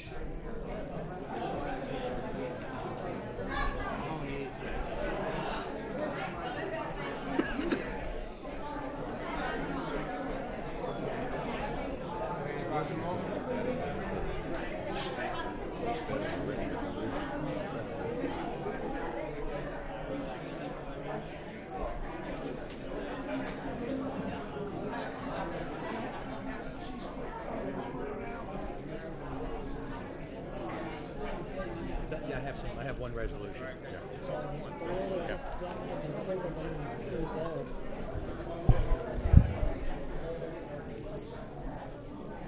Sidewalk, where it's broken, they'll fix it. New curb. Well, I'm sure. Yes. It's not the greatest condition, so you probably have to replace it anyway. Good point.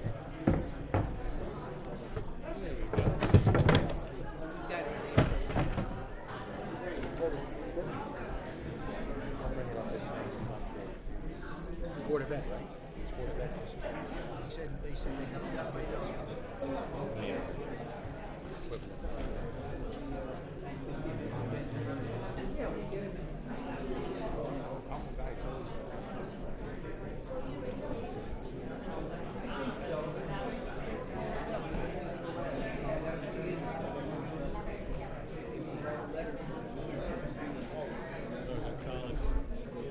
you.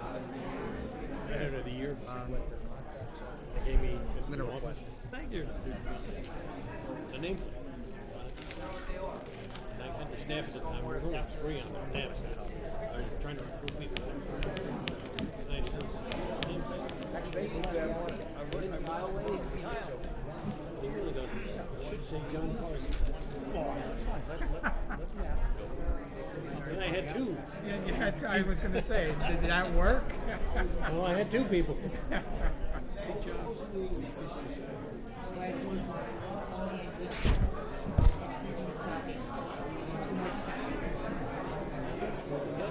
Almost a year, but it's 3 years.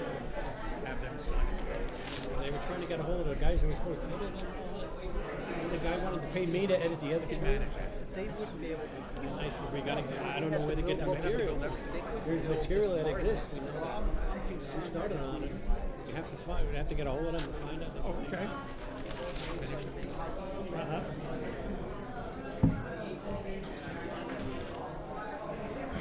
It could be done through way of a development structure.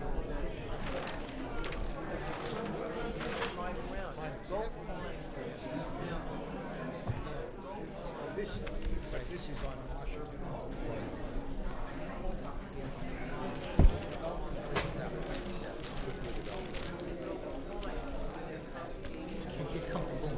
I know. I know.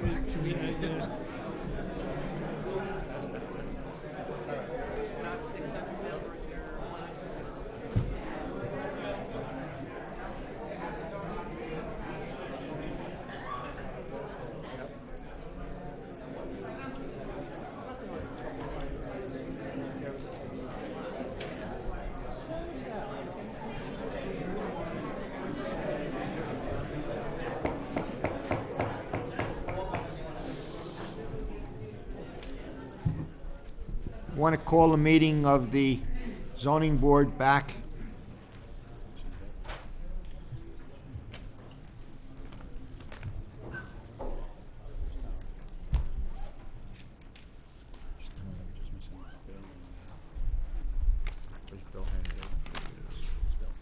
No, you can start, that's fine. Okay, want a roll call vote? Roll call, rather. Mr. Green? Here. Mr. Kaczynski? Here. Mr. Kreismer? Here. Mr. Corrigan? Here. Mr. Henry? You know, let's wait till Mr. Henry comes back in before we take any testimony. Okay. All right? Mr. Emma? Here. Mr. Esposito? Here.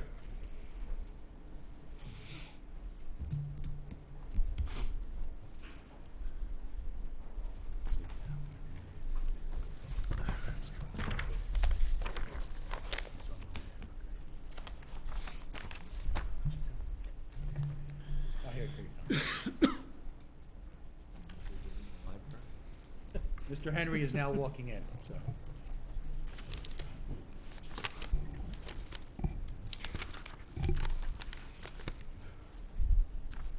Okay, the next application is the temple site plan at 717 Washington Road. Good evening, excuse me. Good evening, Mr. Chairman, members of the board. My name is Jeffrey Kantowitz. I'm with the law firm of Abe Rappaport, attorney at law. We represent the applicant this evening, Bhaktinidhi Inc., temple site. The location, for the record, is 717 Washington Road, block 208, lots 1.02 and 1.03. There's a resumption of our hearing from a couple of months back, and I have the pleasure tonight to present our engineer, Mr.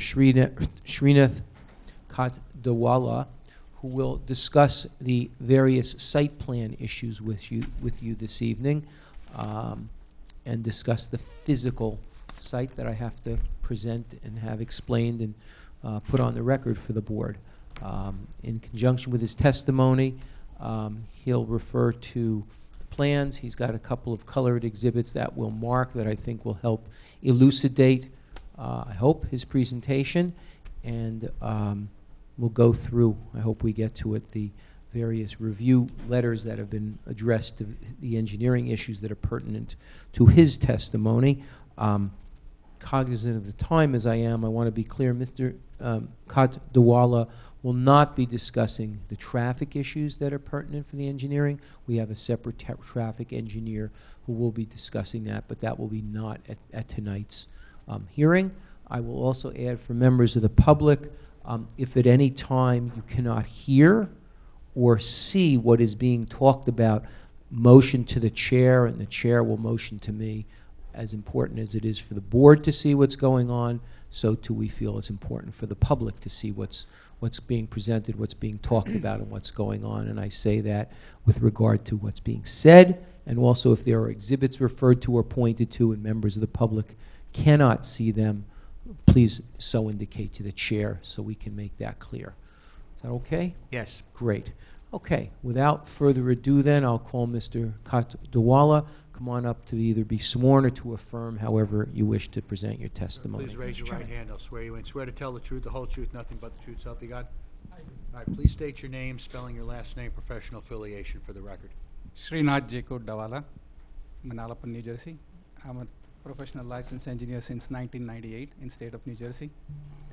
And subsequently, I got a license in New York and Pennsylvania. And Practice Mr. as a civil Katwala has testified a number of times before this board, so you're offering him as an expert in engineering? If you'll, I think, Mr. Emma, you had a question. I heard something. I do have a couple questions from the last time that they were here that were unanswered, and I just wanted, can we do that now, or should we do that a little later? Let's hear the engineering testimony this evening. Sure. Obviously, we're going to be back here another evening for their traffic engineer. I would even suggest maybe we hold off on those questions until we have another hearing and see. One of them I'd rather get to tonight, so if I can wait till the end. All right, no problem. I don't know what's going to be said, but let's see where we are Yeah, at let's see what 5 the time minutes is. to the hour, because if there are issues that are raised that we need to do preparation for or spend time answering, I'd rather know them tonight and be prepared to respond than find out at the next meeting and say, I don't have an answer. Sure, no problem. Maybe, So, 5 that's minutes fine. at the end, I mean, it's, okay. Great, Thanks. thank you very much. You're offering Good. him as an expert Yes, in and if I could, just for the record, Mr. Katdawala, I know the board has said that you've testified here before. Just for the record, could you just tick off a couple of other boards in front of whom you have testified and been qualified in as an engineer, as an expert in engineering? in the township of Old Bridge lately, and then township of Parsippany. Is that in front of the planning or zoning board or both boards? It's both boards. And hold the microphone close to your mouth so that everybody can hear. It's both boards. Okay. Just also for the record, very briefly, Mr. Katwala, how long have you held a license in professional engineering in the state of New Jersey? It's 19 years. Okay, and that license is currently in effect, not been suspended or anything? It's in effect, never And suspended. have you practiced in the field of engineering and in the areas about which you were prepared to testify tonight for years in your employment? That's correct, 22 years. Okay, and what, just again, one or two sentences, what kinds of work have you done in your employment as a professional licensed engineer in New Jersey? It's a land use engineering and environmental engineering. So it's been designing sites, discussing site plans, going through different municipal or state criteria for the design of sites and land development. Okay, I offer Mr. Katwala as an expert, please, in the field of civil engineering. We accept his credentials. Thank you very much.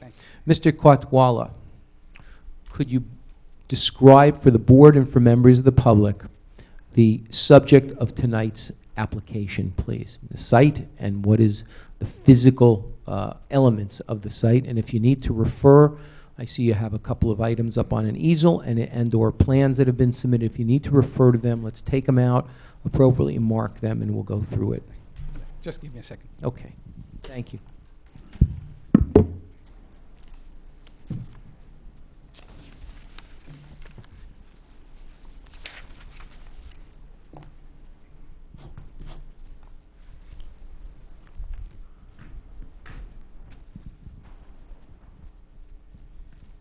Good evening. I was here before, a few years back for the same project, the same time we described the site, but what I have today is Exhibit A1, which basically shows the site, which is a 10-acre site right across from Parlin Post Office, and just sort of Washington Avenue between railroad track and a Parlin Avenue. So the site is roughly about 500 feet by 966 feet. A1 is an aerial Yes. map of the A1 area. is aerial we got from a DEP's website, which is 2015. Hold this a little Okay. A1 is currently up on the easel? Yes. Okay, and just for purposes of identification, the bottom of A1 shows Washington Road at the bottom of that That's correct. orange outlined site. And that's the site that's outlined. That's it. Okay, could you just describe what features are along the left side of the border of the site? What is the site on the left side, as looking at it at A1 border? East side of the property, which is, Point to the east side, please, so the board and the members, the public can see it. The east side. That would be the right side on the easel? Okay. the east side is an office building. Okay. There are two buildings there. One like a attached building, there's a second one building, there are two buildings. And beyond, like further up north, we have apartment complex, which is Brooklawn Gardens. Okay. And along the west side of the boundary that looks slightly curved? That's a railroad track, and beyond railroad track is a housing. Okay. You can see the single-family homes. And just for the reference, about how distant is it from the property line to the rear yards of the single-family homes across the railroad tracks? It's more than 100 feet. More than 100 feet, okay. And coming down the bottom of the property, the southerly side of the property borders along, frontage along Washington Road? Yeah, right across our site it used to be a Dow Jones factory. And about how, I'm sorry, go ahead. So they have like now I think cooperative bank there. And about how much frontage along Washington Road? We have a 566 feet. Okay, very good. What is About 502. good? What is currently on the site? Currently on a site we have three buildings. One is a temple building, another one is a small office building, and there's another one building which is used for a temple purposes. All three buildings together. You must hold it closer. All three buildings measures 8,600 square feet and altogether. Those buildings are all shown on the lower half of the depiction of the property on A1? Yeah, one of the biggest building is 5,500 square feet, that's the current house of worship. Yes. The second building is supporting to house of worship, and they have a very small office here. Okay. And the entirety of the rear of the property towards the top of what's been described as A1 in the property, that's all It's wooded. vacant? That's Vacant wooded? and wooded. Okay, very good. Good. Now, Mr. Katawala, what is proposed for the site? What we have now, I'll just explain. Hang on, let me just one thing. That aerial A1, Yes. to your knowledge, is that an accurate aerial depiction of the site as seen from the air? Yes. Okay, very good. Well, keep that microphone close to your mouth so the. Yeah, almost on your lip, because otherwise it doesn't pick up the sound. Okay, Mr. Katawala, what is proposed for this application, please? The proposed here is, it's going to be a single building, a large-size building, which is 39,000 square feet footprint. And it will be two-story building with mezzanine floor within the second floor. And it will be 40 feet high. Let me just put another exhibit. Okay, which go shows the ahead. building. By the way, let's put the date on A1 and put the date on A2 as well.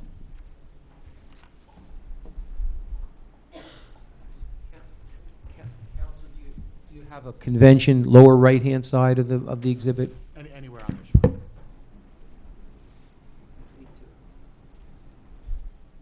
With today's date.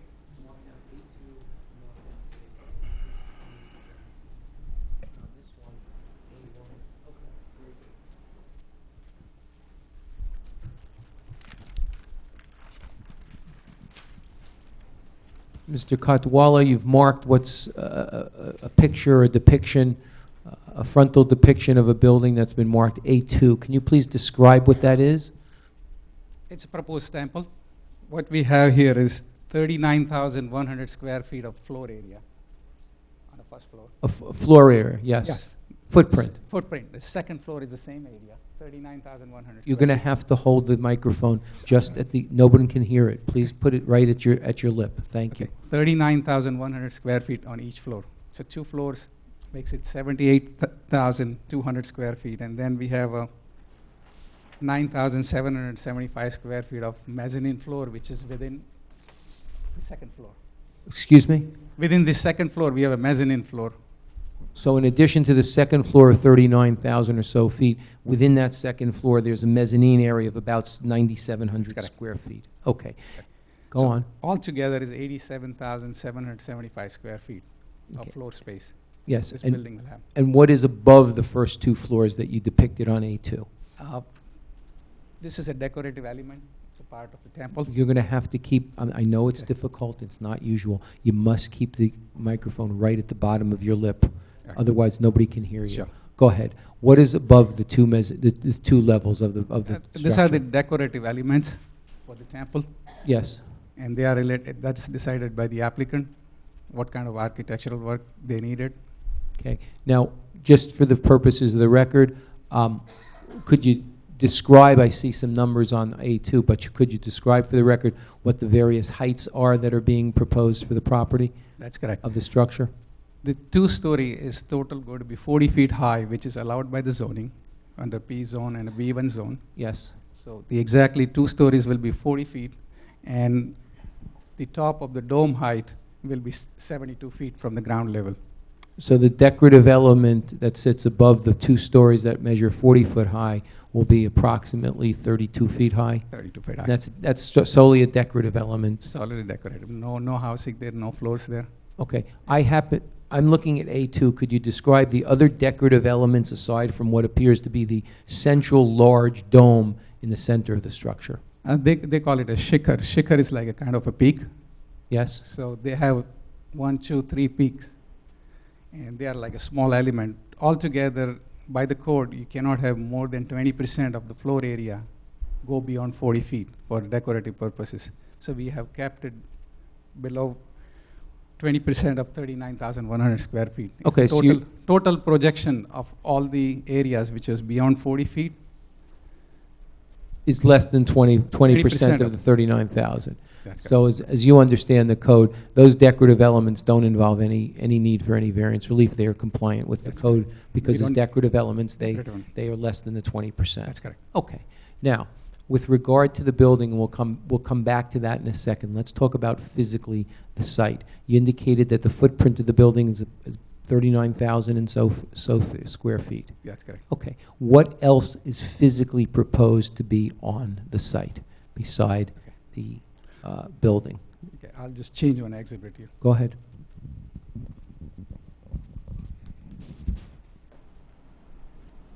You want to mark that before you discuss it? Is that going to be A3?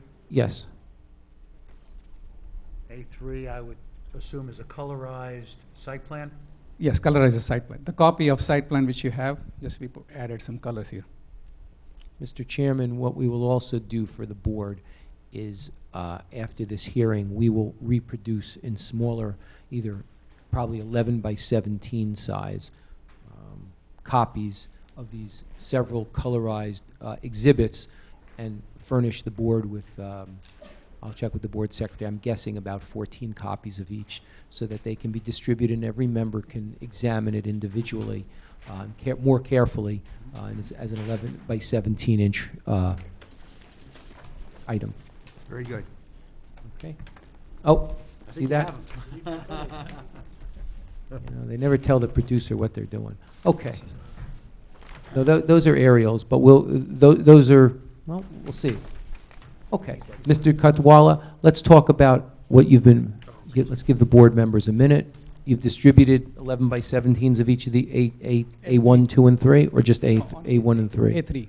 A3. Another one is aerial photo. Excuse me? Another one is aerial photograph. Another is a different aerial picture. We should It's more. it's the same photograph with just a tax map shown on it. I know, but it's different from what was presented, so we should have it marked as a separate Mark that as exhibit. What we'll do is A4. we'll mark the tax map aerial photograph as A4.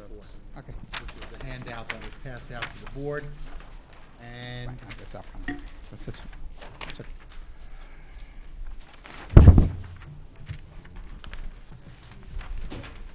And I'm assuming the other side of this is it's another copy of the colorized site plan? It's the same copy. Same copy, okay. Same copy. It's exactly what you see here, it's just in your hand. Mr. Chairman, just for the record, I have A1 as the aerial that was discussed a moment ago. Right. I have Exhibit A2 as a depiction of the building that Mr. Katodwala spoke about. That's the elevation. Yes, sir. Front elevation. Front elevation. I have A3 as a site plan blow-up that's now on the easel next to Mr. Kotwala's right elbow. And I have A4 as a colorized tax map area with lot lines depicting lots of the property. Okay, great. Go ahead, Mr. Kotwala. What else is proposed on the site? And you can make reference to what's been marked, or what's up on the easel as A3. Yeah, just because now we have a large building, we are anticipating more number of people coming into the temple, so number of parking spaces. So what we have is, currently we have 2 entrances, and proposed is also same 2 entrances. We're just going to modify to the current standard of access and egress and egress. So both of the entrances will be a little widened, and so the emergency vehicle can enter and exit very easily. So the points of access will not change, but you will No. improve the physical elements at the point of access to allow for easier and more efficient ingress and egress out of the That's site. correct. All the emergency vehicle can Okay. enter easily and exit easily. Can you, just for the purposes of the board and for the purposes of the public, point on A3 and show where those 2 entrances are? Is one an entrance and one an egress, or they both serve as entrance and egress? Both service both. They both serve as entrances, and could you point on the site plan, on A3 where they are, please? One is a Parlin Drive, which is existing. Yes.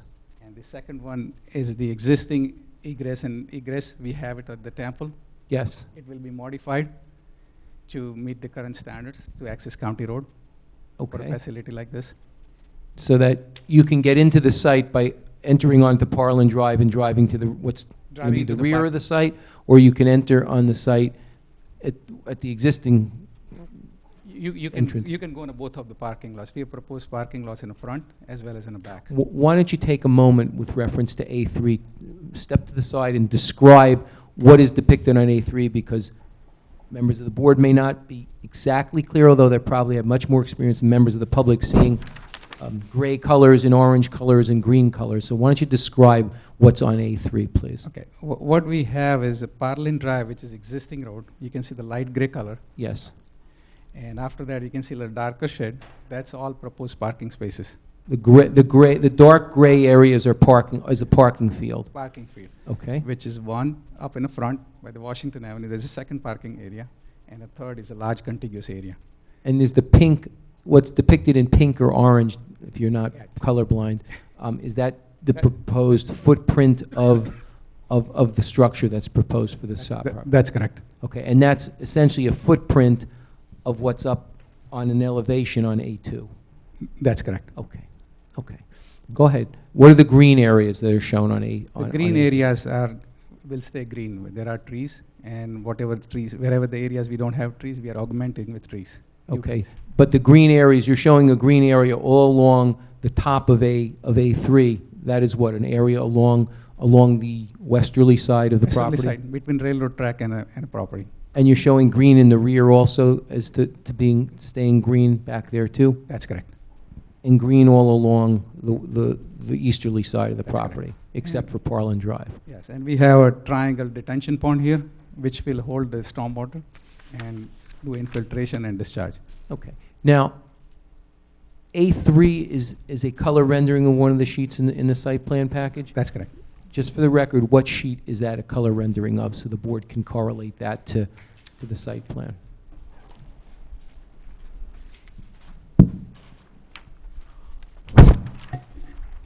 Is a sheet 2 of 13. Sheet 2 of 13 without grading. Okay. So sheet 2 has a lot of grading details.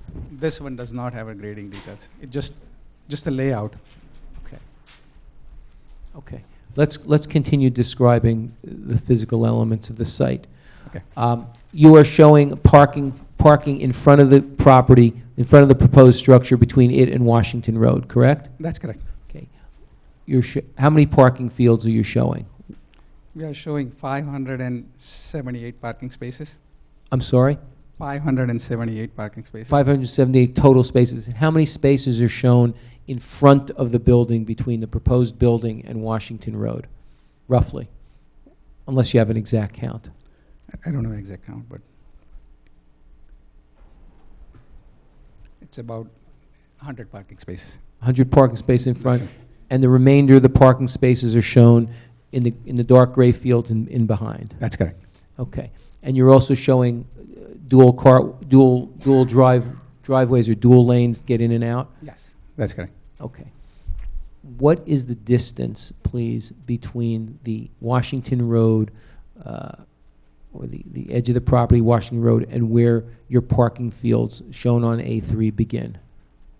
We have a 20 feet. You're showing 20 feet back, and that 20 feet is proposed to be landscaped with green shrubberies or something such as that? That's correct. Okay.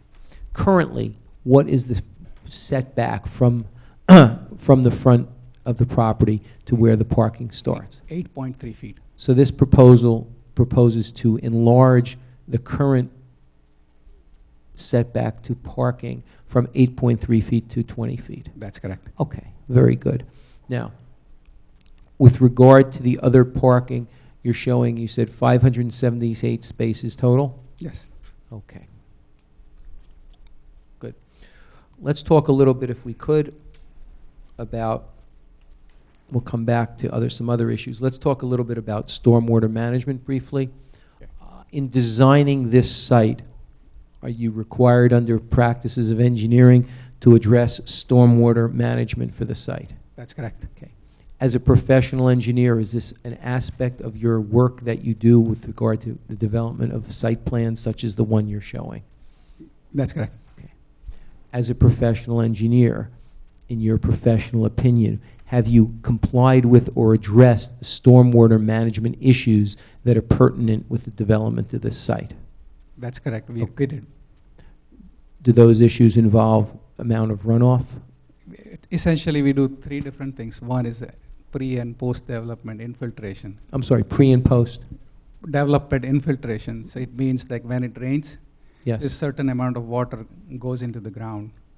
The state rules and township rule requires that after construction, we have a more water should be infiltrated. So there is no impact on the groundwater. That's the essential element. Okay, so you attract pre and post condition of infiltration. So in a post-development condition, we will have a more infiltration in the ground versus pre-development condition. So with regard to infiltration, you, in your professional estimation, are you meeting what is required under the town's ordinances and other? Meeting or exceeding the. Meeting or exceeding because you're increasing the level Of recharge or of infiltration. recharge in. Okay.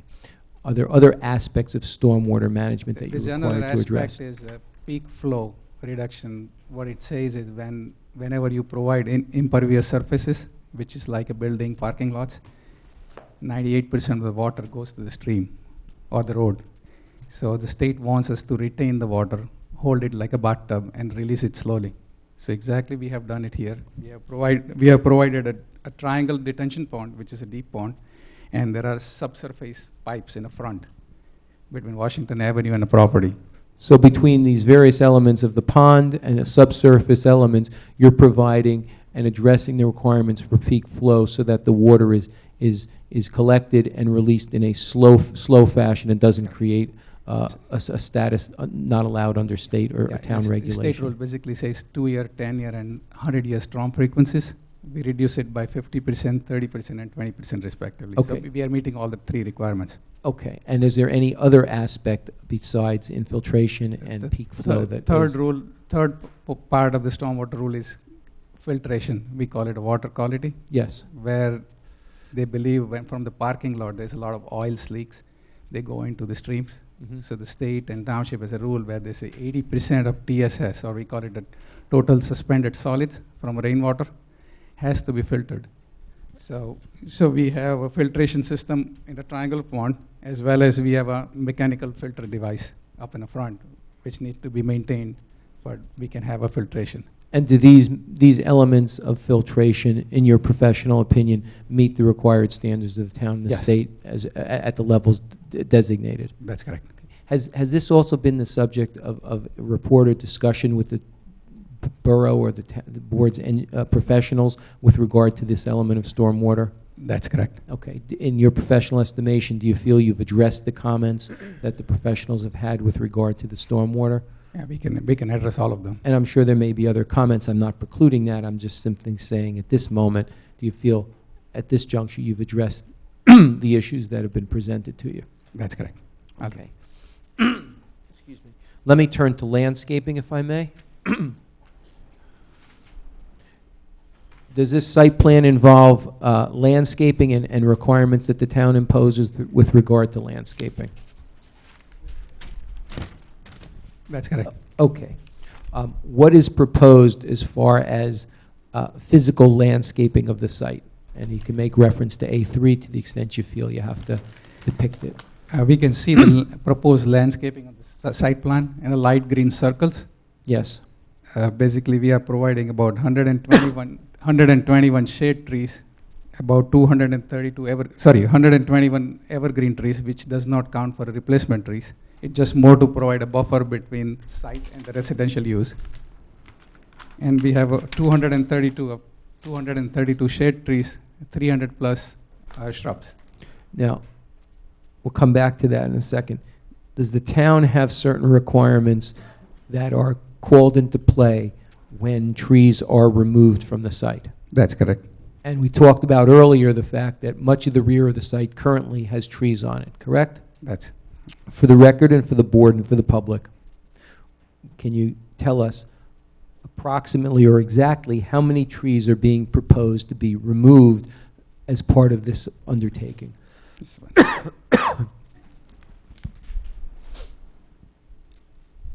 363 trees. We are removing it. We're which are removing- larger than 5 inches or larger. When you say 5 inches, define 5 inches for the board and for the record and for the 5 public. inches is the caliper, typically a diameter at the breast height. Okay. So any tree that you are removing, you're proposing to remove 363 trees that have 5-inch caliper, where 5-inch caliper is defined as the circumference at, Diameter. diameter at, At a what- breast level. at breast height, chest height? Chest Okay. Does that implicate or call in certain requirements for tree replacement under the town's That's ordinances? correct. Under town ordinance, we need to plant 1,185 trees. In place of the 363 That's that correct. are being removed? That's correct. Okay. And we are proposing 232 trees because I don't have any room to plant more trees. I'm sorry?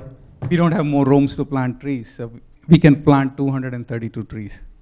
Okay, if you plant 232 trees, how much of a deficit of trees that have to be replaced does that leave? 953 trees. 953 trees.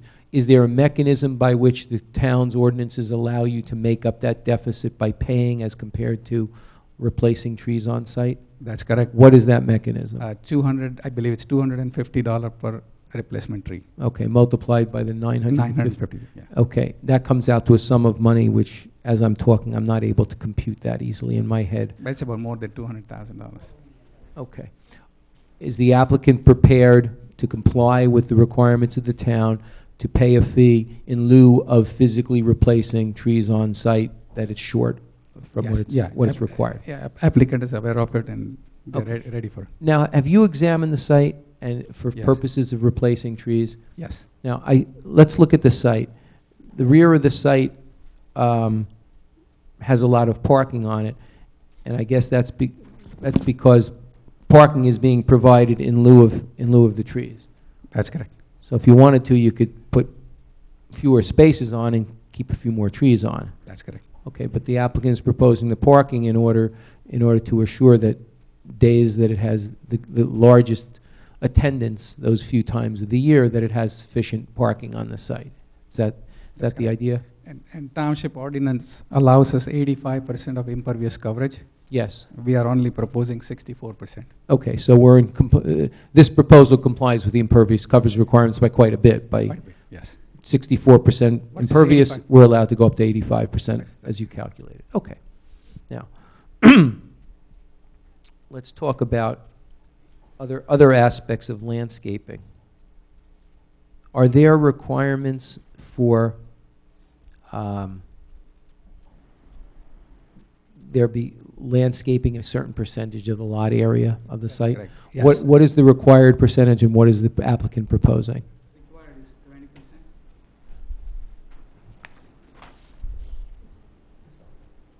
is 20%. No, you got the one I had last time. The required is 20%. provided is 24%. We need a 69-cent battery. Actually, I think I just heard it work. Hit the top. I thought I heard it bang. What is the requirement for percentage of lot area for landscaping? 20% is required. We are providing What is being provided under this application? 24. Okay. And what is required as far as landscaping along the right-of-way?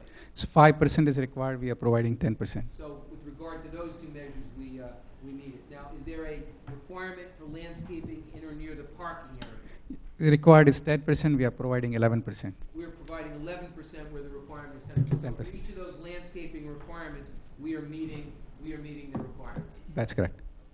Now, let's turn to another aspect. The use of the site implicates loading, is that correct? That's correct. Okay, what is the requirement under the township's ordinances for loading spaces that must be provided on site? As per the zoning, 25,000 square feet of gross floor area requires a one loading zone. And after that, every 15,000 square feet, you need additional zone loading spaces. So using that calculation with 25,000 square feet for the first measure and one loading zone and one space for each additional 15,000, what would we be required to provide by way of loading on the site, loading spaces? 6 is required. How many loading spaces are provided? We are providing 1.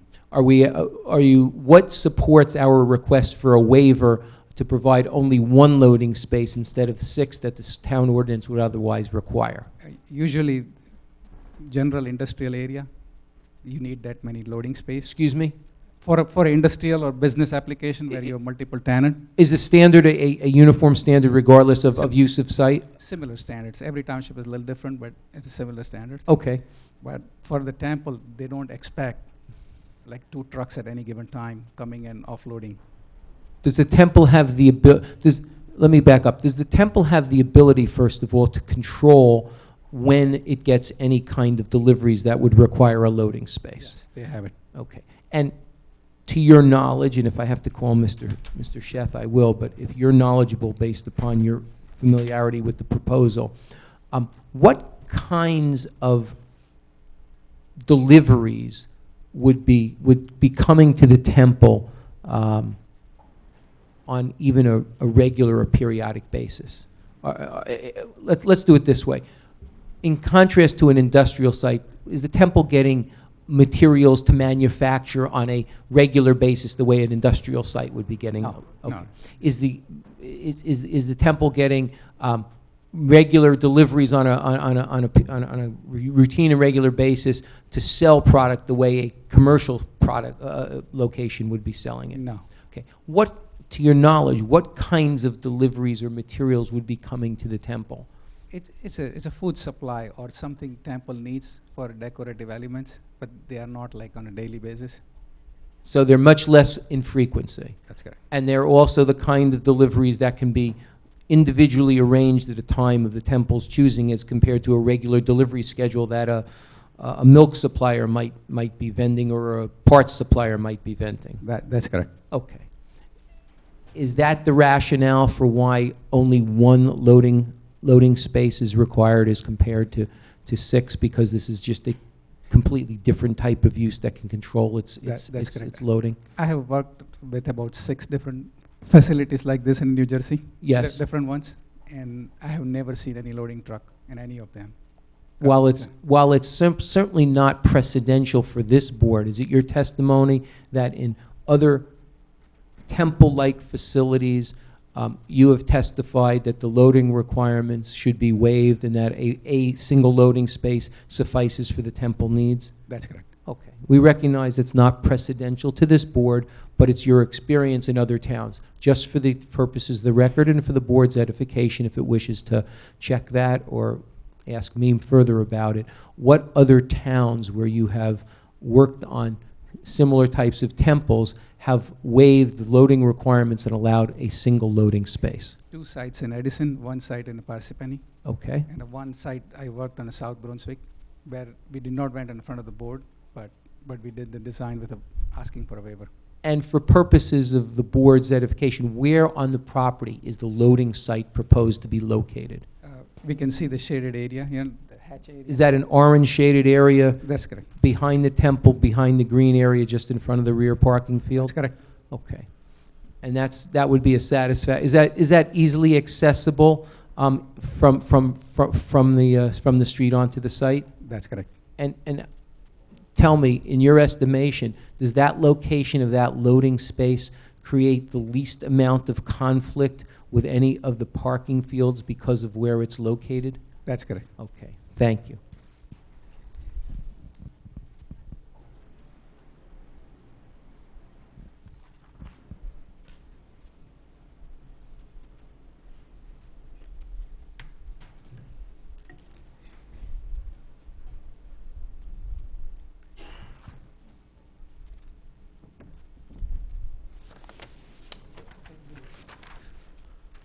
Let's turn a moment now to signage for the property.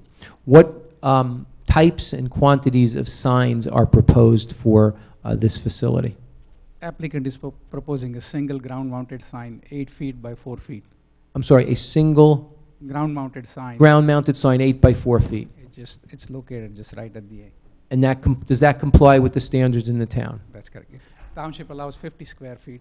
We This are is- providing 32 square feet. So this is only about 60%, 62% or 64% of what's allowed by square footage. That's correct. And it's ground-mounted on the property? Ground-mounted. In the front. There are no other signage that's proposed to be affixed to the facade of the building? No other sign. Okay. Let's talk about lighting. Let's talk about lighting of the property. That's good. What are the requirements, or what are the proposed lighting elements for this property and this development? On this side, we have about 50, we're going to provide 50 lighting poles to light up all the parking lot, which all of these poles are separately operated. So the day the temple expects only 20 people, so we are going to only light up the portion of the parking lot so the neighborhood does not get affected, or you don't see like so many lights there on the parking lot. So parking lot lightings are about 50 poles we have. All 50 poles will be controlled through interior control panel. So you can, You can pick and choose. Just for the reference, is there a lighting sheet on the site plan That's that correct, you can yes. refer to? Let's just call out the number so the board has it. No, next. No, it's cover sheet. Sheet 7 of 13. Okay, that's the lighting plan. Now, you said these are poles that are all individually controlled, so they can be individually turned on or off for specific areas. That's correct. So it's And it's what- almost as if you can only light up a part of the property if you know that only a part of the property is going to be, a part of the parking field is going to be used. Is that That's- correct? That's correct. And so that being able to control how much of the parking field is lighted allows you to save energy, correct? 7. Does it also allow you to minimize the amount of lighting that is shown on the property based upon its usage, both time and intensity of usage? That's correct. Okay. And one more thing here, the maximum height allowed by township ordinance is 35 feet for lighting pole. Per lighting pole, yes. The applicant has chose to be 20 feet. You've chosen a 20-foot pole instead of the maximum 35 allowed 35 under feet the allows. ordinance. And why is that? Just to see that the lighting doesn't spill over. Is it? It Let- just helps. As a professional who's dealt with lighting elements, is it your professional opinion that there is less chance and minimization of light spillage, if any, with a 20-foot pole, as a light on a 20-foot pole shining down as compared to a 35-foot pole? That's correct. Okay. Especially on the misty days. Okay. Now, what is it about misty days? The mist usually- causes light to bounce off and away? Yes. Okay. When there's a lot of moisture in the air, you can see that, like on a sports stadium and all that, you can see the light. Even though we show the diagram which shows the light is 0 at the property line, but on a misty days, you can see there's like a cloud, like a light cloud. I'm sorry, you slipped by something. So- You said, so- you said at the property line, there will be no spillage of light? That's correct. And That's how will that be accomplished besides lower lighting stanchions? all the fringes of parking lot, we have a back shield on every light pole. So back shield prevents light going on a neighboring property. Is that an industry standard device, a back shield to prevent spillage That's off correct. the property side? That's correct, yes. And is that an element that you've seen employed elsewhere in the town, in the borough of Sayreville for properties with back shields, if you know? I haven't paid attention to Cerro Bowl, but I've seen two in Manalapan at least. Everyone puts now back shields whenever you have a neighboring properties. Now, is your professional opinion that the lighting has been designed to either eliminate or minimize to physical extent possible light spillage off of the property? That's correct. Okay. Under the lighting plan, is the intensity through the candle, the candlelight wattage or candlelight power, is the intensity consistent with what the minimum and maximums are for under the town's ordinances for lighting? That's correct. So you meet that? Yeah, we're meeting the requirement.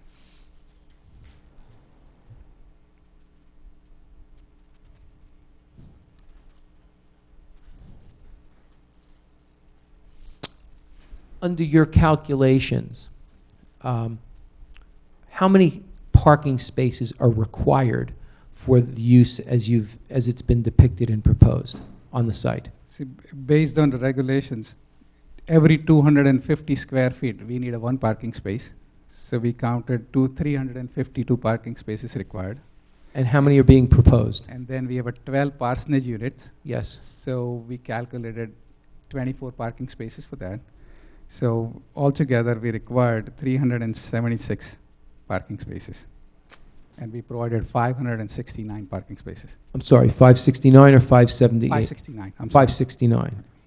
Let's be clear. Yes, 569. You testified earlier to 578. Should that number have been 569? 569. Okay. I'm sorry. Roughly calculating, that's about 150% of the parking required for the site? That's correct. Okay. Let's talk a moment and finish up about the property, the site, the building itself. First floor, the footprint of the building, you said it was about 39,000 square feet? 39,000 square. That's the first floor? That's good. Generally speaking, what is the first floor being used for? They have a dining hall. Yes. On the first floor, that's largely. Other things are kitchen and supporting to dining hall. And this is all part of the religious use that Mr. Sheth testified to the That's last time? That's good. And what's the second floor used for? Second floor is a prayer room and offices Mhm. related to temple. Again, part of the religious activity that Mr. Sheth testified. And you testified on the second floor, there's also a mezzanine area? That's correct. And the square footage of the mezzanine is about, you said 9,700 square feet? Yeah, 9775. And what is proposed for the mezzanine? 12 units. What, Parsonage. what can you describe the nature of those units? It's a single bedroom, 12 units. 12 single-bedroom units? And is there a communal kitchen, or are these just rooms or kitchen? They wanted to do is a rooms. The Excuse me? bathroom- Just the rooms, like bathrooms are separate. Okay, so there's proposed 12 rooms, each housing an individual That's correct. or a couple? They can house a couple or a single. Okay, and then there's separate bathroom facilities? Yes. And are there kitchen or other facilities, or they will use the? No, they won't have a kitchen facility. Excuse me? They won't have a kitchen facility. Okay, so it's almost like a rooming area, a room, not to diminish it, but it's almost like a rooming area, but it's That's a correct. living area. That's correct. Okay. Are there any other features of the property that you want to discuss that you haven't described? No, site has a moderate slopes. Yes? And we are maintaining the site's character as it is. So we are not altering the site to a level where water will drain from one direction to the different direction. So pre and post development, you will see the similar things. Now, So I don't see any major alteration to the site or effect on a neighborhood other than there's a change of use. It's a big change of use. from current, well, the use is the same, it's just it's a larger facility.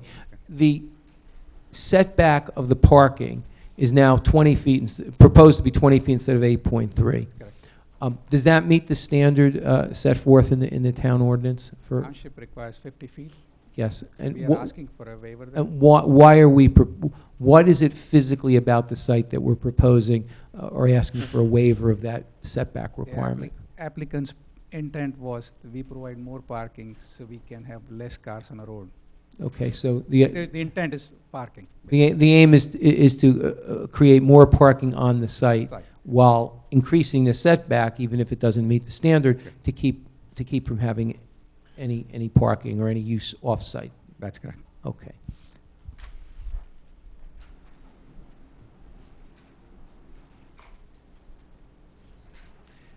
Mr. Katdawala, have you had an opportunity to look at the review letter prepared by Mr. Cornell of CME back on March 22? Yes, I did.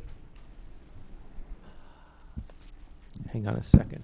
Mr. Chairman, I'm looking at the time and I see the clock stroking 10 o'clock and 22 seconds. I know this board has a 10 o'clock rule. Doesn't have a 10.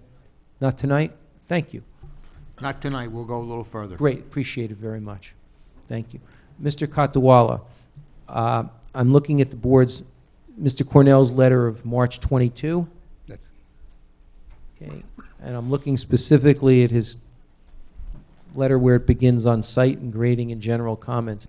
Have you had an opportunity to review his March 22 letter? Yes, I did. Okay. Are there, excuse me,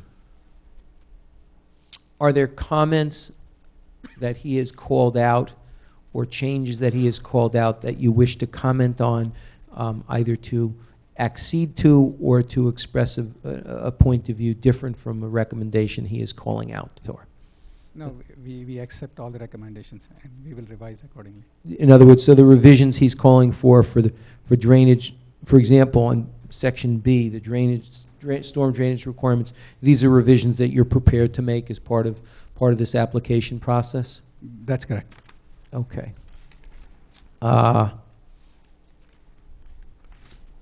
Comments C, soil erosion and sediment control.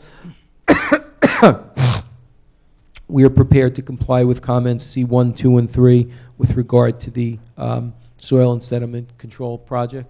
Yeah, we do. Okay. Section D, landscaping and lighting. Do you feel you've covered in your testimony comments 1, 2, and 3 with regard to the number of trees, quantity of replacements, and the overall lighting intensity for the site? That's it, yeah. Okay, parking and road improvements.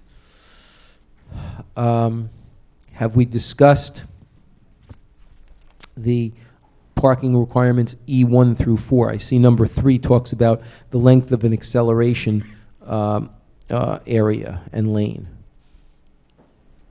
Mr. Cornell has called out that there's a waiver requested. It's waiver and a technical part of it, I think traffic engineer. I'm sorry?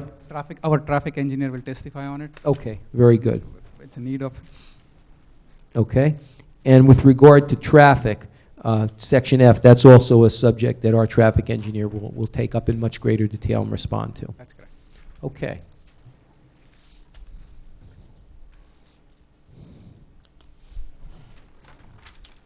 There's one other letter.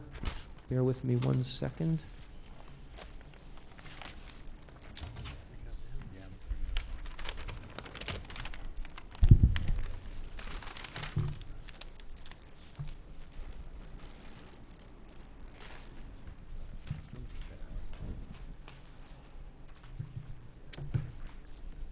Mr. Kantowitz, I just have one question. Yes, sir.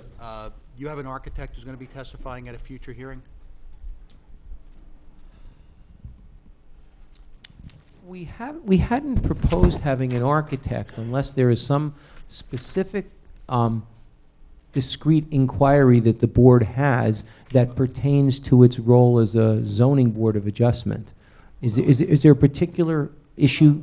You're asking for site plan approval, and obviously one of the elements is the approval of this building, and I understand Mr. Katdawala more or less gave a description of what the height of the building, et cetera, but I think, I'm just thinking the board may want to hear some testimony as to the architectural treatments, what they're going to be comprised of, and as well the floor plan. So I'm just throwing it out to you. Let me think more about that and converse and communicate with you and to try to make discrete inquiries to what exactly the nature of those questions would be. I understand the floor plan, I understand that, but in terms of the architectural elements, provided they meet No, the zoning requirements, it is what it is. It's your application, but certainly I think most applications where you're proposing a building of this size, certainly the floor plan, I think you're gonna need an architect to testify to. I'll testify Yeah, what's going on yeah, inside. Exactly, so, but, you know, again, usually we hear some type of testimony as to the facade treatments, what it's going to be constructed of, the colors, et cetera. That's all I'm asking, but I'll leave it up to you. Thank you very much.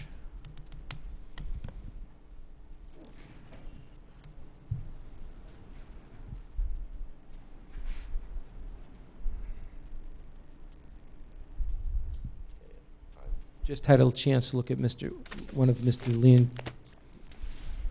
Leon Cavallo's letters, and I see that those are planning comments that our planning expert will address. They're not engineering. I wanted to make sure I didn't overlook a potential engineering comment.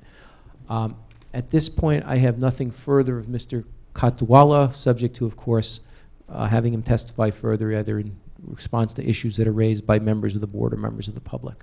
Thank you. Mr. Chairman, the applicant spoke about our report. There was one item he did not address. It was item A5. It had to do with the outdoor open area. I wonder if that could just be described further? Sure. Yes, go ahead. Go ahead. I'm sorry. Thank you. You will see there's like a blank spot in a parking area in the middle of the parking lot. There are no lines here.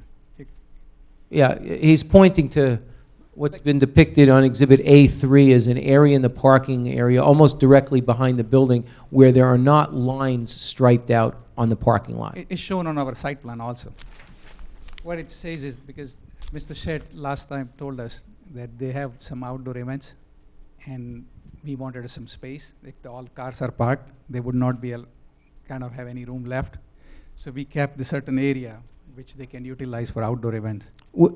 Would that area that does not show striping, parking striping, would that always be kept open and not available for parking?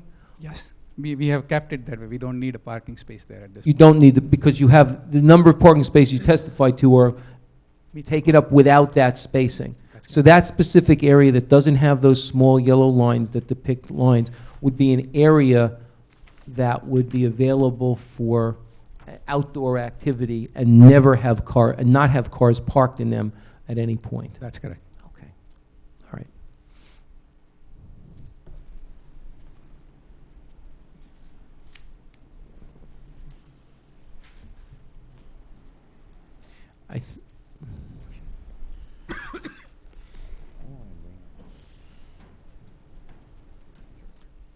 Mr. Cornell, I think Mr. Sheth, and I can do this at the next meeting, when we were here in March, we had discussed the major outdoor event, the Holi celebration. I believe it took place, if memory serves me, just after that March 22 meeting. And I think it would be appropriate, because it would fit as a unit, for Mr. Sheth to describe that contemporaneously with when our traffic person describes it, because otherwise we're going to be talking about the same thing at two different times. So if the board will indulge me to elucidate or elaborate on the outdoor activity, both as it relates to the activity itself to respond to A5, as well as it pertains to parking and traffic, I think that would be an appropriate way to present that, rather than having just talk in an inchoate manner about an outdoor activity, which he alluded to, he spoke to it last time, but now that the event has passed, we can talk about it as having happened on the ground and so forth. Yes, sir. Are you finished with your presentation? I am. at the I'm present time? waiting for the board to take questions. What I want to do next, I want to open it to the public now, first. And after the public is done, we're going to come back as a board and ask our questions to you. Excellent. Is that satisfactory Yes, sir. to you too? Yes, sir. Okay. Going to open to the public, anyone who wishes to speak on this application on what was discussed here tonight. I have to emphasize it's what we discussed here tonight. Come on over. Ma'am, let me swear you in. Please raise your right hand. Swear to tell the truth, the whole truth, nothing but the truth, so help you God? All right, please state your name, spelling your last name, address for the record. Leonella, last name is Santos, S-A-N-T-O-S, 55 Dane Street. Thank you. I just have a few questions. You gotta just keep the Just microphone hold it close to your closer. mouth. I have a few questions. This is fairly close to residential properties. How will the property value be affected? That's not something that this board can answer. Okay. Lights off in the parking lot, how will that present safety conditions for the parts that are off? Because that is a large area and it will be pretty dark. Well, I mean, I think what the applicant is proposing is to only light those portions of the parking lot that are going to be necessary for activity. But Mr. Kantowitz, you can respond. Let me respond to it and see if they'll help you understand it. The applicant, as you heard, is proposing a parking field whose number of parking spaces is 150% of what otherwise is required. The reason for that is because there are a couple of events, several days of the year, Mr. Sheth spoke to that, where there are a lot of people there. And as I spoke last time in trying to draw an analogy to something which at least I'm much more familiar with in the Jewish faith, temples and synagogues often draw very, very large crowds and many, many cars from congregants and parishioners on what are called the high holidays, the Rosh Hashanah, New Year services, and the Yom Kippur, Day of Atonement services, where you may have a congregation and draw hundreds of people, and yet the rest of the year, those same synagogues for regular Sabbath services, Friday night services, Saturday day services, may draw only a fraction of those worshipers and participants. So what's going on here, and you may see it if you're familiar with large temple or synagogue properties, they may have large edifices, large parking lots that, except for those 3 or 4 days of the year, are rarely filled. And if you come by on a Saturday morning or a Friday night service, you may see only a fraction of the cars filling up the lot. The same thing is going on here in the sense that the parking requirements are way over what's been testified to would be the general attendance at the facility, but in recognition that it's going to be a larger facility, so it may draw more people, but it's in accord with what the requirements are. But especially there are times, and we've testified that the holy celebration that generally takes place towards the end of March in each calendar year draws hundreds of people for a couple of hours on a Saturday night, and we are trying to facilitate the minimization of off-site parking and traffic by having a much larger lot at the time. With regard to the issue of safety, I think it would behoove the applicant to check with the police department and say to the police department, look, we've got a large parking lot, but regularly speaking on 80, 90, however what percentage of days that there is worship going on there, only a fraction of the spaces we anticipate using. What do you consider to be the most efficient and safe method for us to operate? We'd like to keep the lights off, keep the area dark, keep it out of use. But what do you think? Then that, to me, is logically what the police department would be best equipped to tell you what to do in an area such as this. It may tell you keep it off. I don't know what they tell. I don't know what they tell. For example, not to compare this, but for example, shopping center, which has thousands of spaces, but except on Black Friday and a few other major sale days, many of those spaces are empty. And But their lights are on. Yeah, well, what I was about to say is some shopping centers are told keep all your lights on all the time. I don't know if that's because they do it for business reasons or security reasons, but I think it would behoove this applicant to confer with the police department and say, what do you think is the best way for us to approach this from a matter of public safety and security? It's in the applicant's interest as well as the town's interest to have a safe and secure facility, and however that dictates for the purposes of lighting the parking area, it'll have to confer with the police department. I think that's the way it has to approach it. My next question is, the engineer said that you have done other temples in other towns. Yes. Are they of this size and near residents? Yes, in Parsippany, I just recently, they are under construction, a 66,000 square feet temple. Okay. And they have many more residents than what we have here. Okay, the White House is not even 45,000 square feet. This is almost 90,000 square feet. Where do we justify having a building twice the size of the White House in Sayreville on the main street, across the street from EMS, near a fire department, which is volunteer, small businesses, post office, and other residential homes?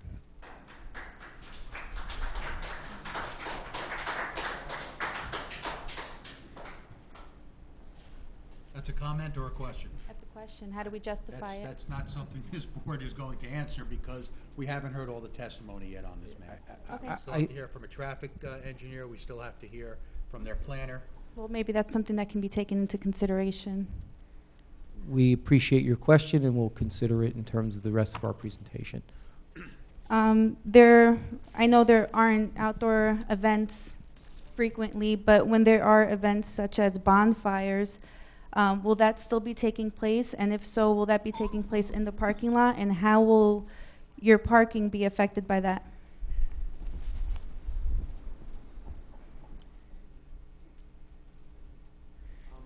Usually they have a fire marshal.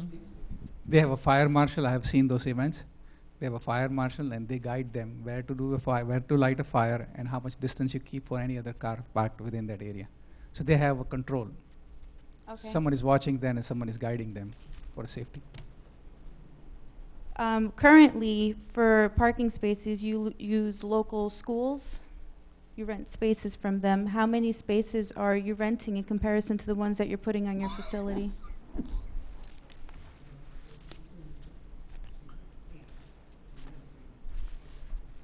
It's about 300, the application, 300 parking spaces. They rent it. 300 parking spaces off-site? Off-site, they rent it. Does that include the cars parked on the side of the road?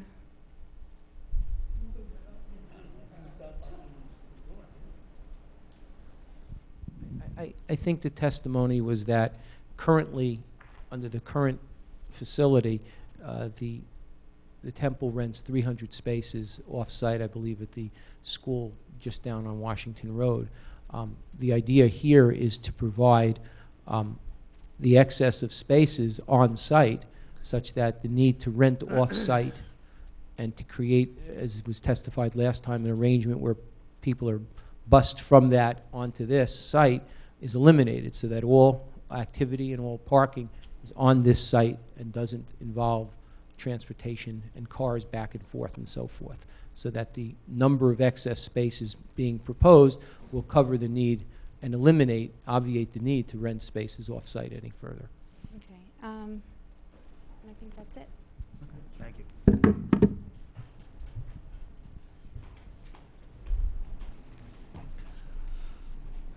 Anyone else from the public wish to speak on this application, on tonight's presentation? Close the public portion if you will.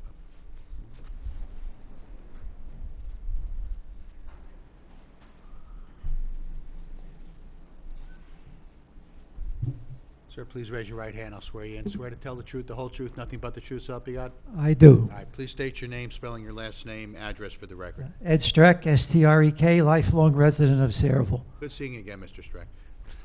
Thank you. My concern is Mr. Streck, your address, please. 58 Nickel Avenue, Thank you. Sayreville. My concern is safety. The Sayreville Emergency Squad is across from that facility, We'll get to it. Go ahead. Go ahead. and are they going to be able to respond when this organization has these large events, which ties up traffic from Ernston Road towards the temple and going back from Inner Sayreville towards the temple? That's only a 2-lane highway. Now, President Park Firehouse has to respond to fires in that area. The emergency squad has to respond to emergency, and in an emergency, every minute counts.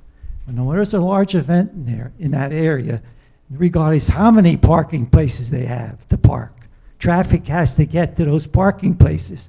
How are they going to deal with that when someone's life is in jeopardy?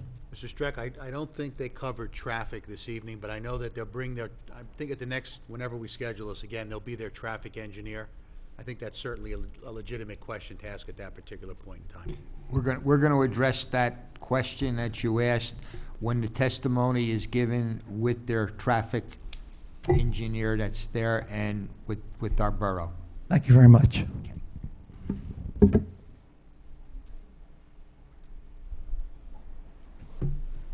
Anyone else want to speak on this application in regards to the testimony that was given tonight?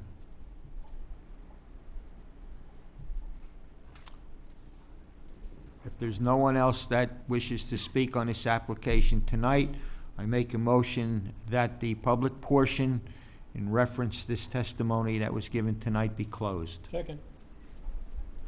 Okay, it's closed. Members of the board, do you have any questions that you? Why don't we let Mr. Emma ask his question before we? Well, before I get to that one, I do have a couple questions for Sure, the go ahead. engineer. Sorry. The numbers that you went over as far as the trees are a little bit different from the site plans. Can you go over those again? In particular, there are quite a trees that have been removed already. Yes. Maybe 100, 150. Are they represented in these numbers? These are the trees we located in 2015 after Sandy.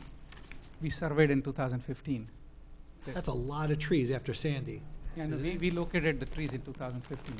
Okay. My surveyor went in the field and located each and every tree which is more than 5 inches, 5 inches and higher. 5 inches and larger, all the trees were located in 2015. Now you're saying that the trees that were affected by Sandy went all the way back into the property? No, I'd say my office went in there with a licensed surveyor and we located each and every tree on a site in 2015. So what calculation is based on a 2015 survey of the site? From 2015. When were they here the last time? We submitted the site plan. I'm sorry, in 2000. not this year, but the last time they came before the I board. believe it may have been after, I think Sandy was 2012. It was probably after Sandy. I think it may have been 2013. So no trees were removed for parking other than the trees that were taken down from Sandy? No. See, my office came in and did the survey. So we did survey in 2015. So whatever we saw on a survey, we put it on our map. Or what about before that? There's a lot of trees that have been removed. I'm just wondering if those are represented in these numbers. Anything before 2015, our map won't show before 2015. Okay. Now, some of the numbers that you went over are a little bit different. from Yes, here. the Jay Cornell's office pointed out our calculation error, which I corrected it when I testified this evening. Could we get a revised copy of that? Yes, I can. It's like 953 trees need to be replaced. I mean, a revised copy of this? Yes. That's, Mr. Emma, we will provide you a revised copy so that the numbers are clear based upon Mr. Katawala's testimony tonight, so there's no confusion about two sets of numbers. okay. And the other question I have has to do with, I think it was my last question from the last time that you were here in March. I remember that was a YMCA before it became a temple.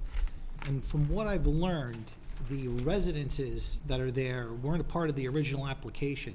So from what I'm understanding is that you've been there for about 22, 23 years. You've never received a CO for the 4 people and the 2 children, I think you testified, that are living there now. Can we get that corrected? I mean, because I don't know, there's not one person on this board, in the audience, or even watching on TV that would be able to move into a residence without the proper CO and a fire inspection. Well, I mean, obviously, the application in front of you this evening and in future hearings will obviously be for the 12-unit, for lack of a better term, dormitory that's being proposed. I don't know what happened in the past. The only thing I could suggest is, and Andy, I don't know if you have any information about whether a C of O was ever issued for it, but, quite frankly, that's not the gist of what's being heard this evening. It may be an illegal tenancy, so to speak, but obviously we're here to consider this application in its entirety, so. So we would have no authority That's the authority of the construction department. It's really not the authority of the zoning board. It would be the authority Understood. of the code official, code officers in town, so. Okay. All right. Was that the question you had before we began to testify tonight? That was one of them, yeah. Okay.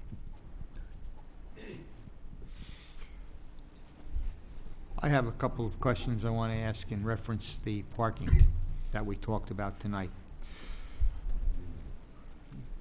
You're talking about a total of 569 parking spots that Temple's going to have. Now, I understand exactly what you said, that there's not going to be many times where you're going to have the high holidays, so to speak. But when you do have the high holidays, those limited times, last time you were here in March, one of the things that was brought out was over 3,000 people. Well, if you figure over 3,000 people, and let's use the mathematical equation of 3 people to a car, you're talking 1,000 cars, and you only have 569 spots. Where do you propose that the other cars are going to park if you have a high thing? Or even if it goes from 3,000 cars to 3,500 or even 4,000 cars with a building? Participants. Participants. I- Where are you going to park those cars? I think the testimony was, and I will go back and look at the testimony, is that not the entire attendance does not attend all at one time. That people come in, perform their ritual, and leave the site. So that in aggregate, while there may be a number of individuals exceeding 3 times 569, they're not all there on the site, and so that they rotate in and rotate off, rotate in and rotate off. I believe that's one answer. The other answer is it's an inquiry that we will address with our traffic person to explain to him what are you going to do? Are we going to have to limit how many people can be there and how to address something like that? Those are 2 very good questions, and we will take those up and be sure to respond and have our traffic engineer prepared to give you a specific answer to that question. But my recollection, we can differ on our recollections, mine's not perfect, is I think that the number of people was in the aggregate, and that they don't all find themselves on the site at the same time. It's similar to use a shopping center example. If I have 3,000 people at a shopping center in a day, they're not all 3,000 there at the same time. There may be 1,200 there between any 1 hour, and the maximum number doesn't exceed the number of a certain number of people. Well, that might be true according to what you're presenting to me, but I was down there in March. As a matter of fact, it was. I think about the 28th of March or something like that. Yeah. That's correct. And what I observed down there was that at 5:30, 6 o'clock, everybody started to come in, and they didn't just go in and then leave in 20 minutes or half an hour. They were there for at least an hour and a half to 2 hours before the crowd started to come out. And that's the point that I'm asking about with the parking. You do have a peak time where you do have all these cars there, and you don't have the parking facilities for those cars. And that's what I want to know, is where would they go? If you can get that answer for me the next time we meet. That's a very fair question. We'll respond to it. Thank you. Thank you. Anyone else from the board? Mr. Chairman, I have Go. a couple questions. The rendition of the building you have there. Yes. The height, I believe, was it 72 feet? 72 feet, yeah. Is the length of the building, is that in scale to the height of the building? That's correct. Oh, this is 72 feet versus 229. So no, this is not to that proportion. You're right. This is more of a color rendering. We will get you a rendering that's to scale, because obviously what you're seeing is a de-elongated view, when in fact the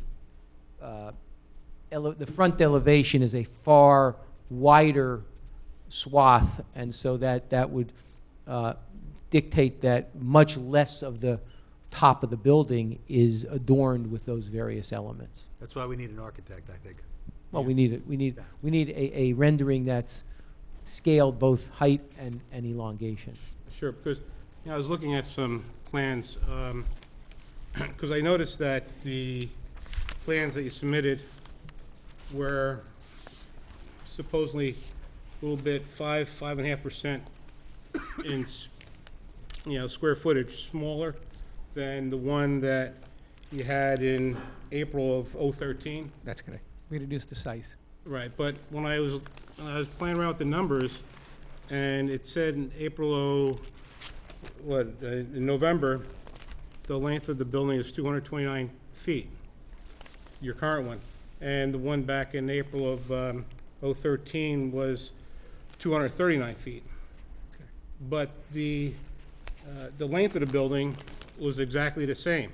So I would have expected it be smaller than what you had given us now. And you're implying that it's a 5% smaller building, but the length is basically the same. I didn't go through all the different, They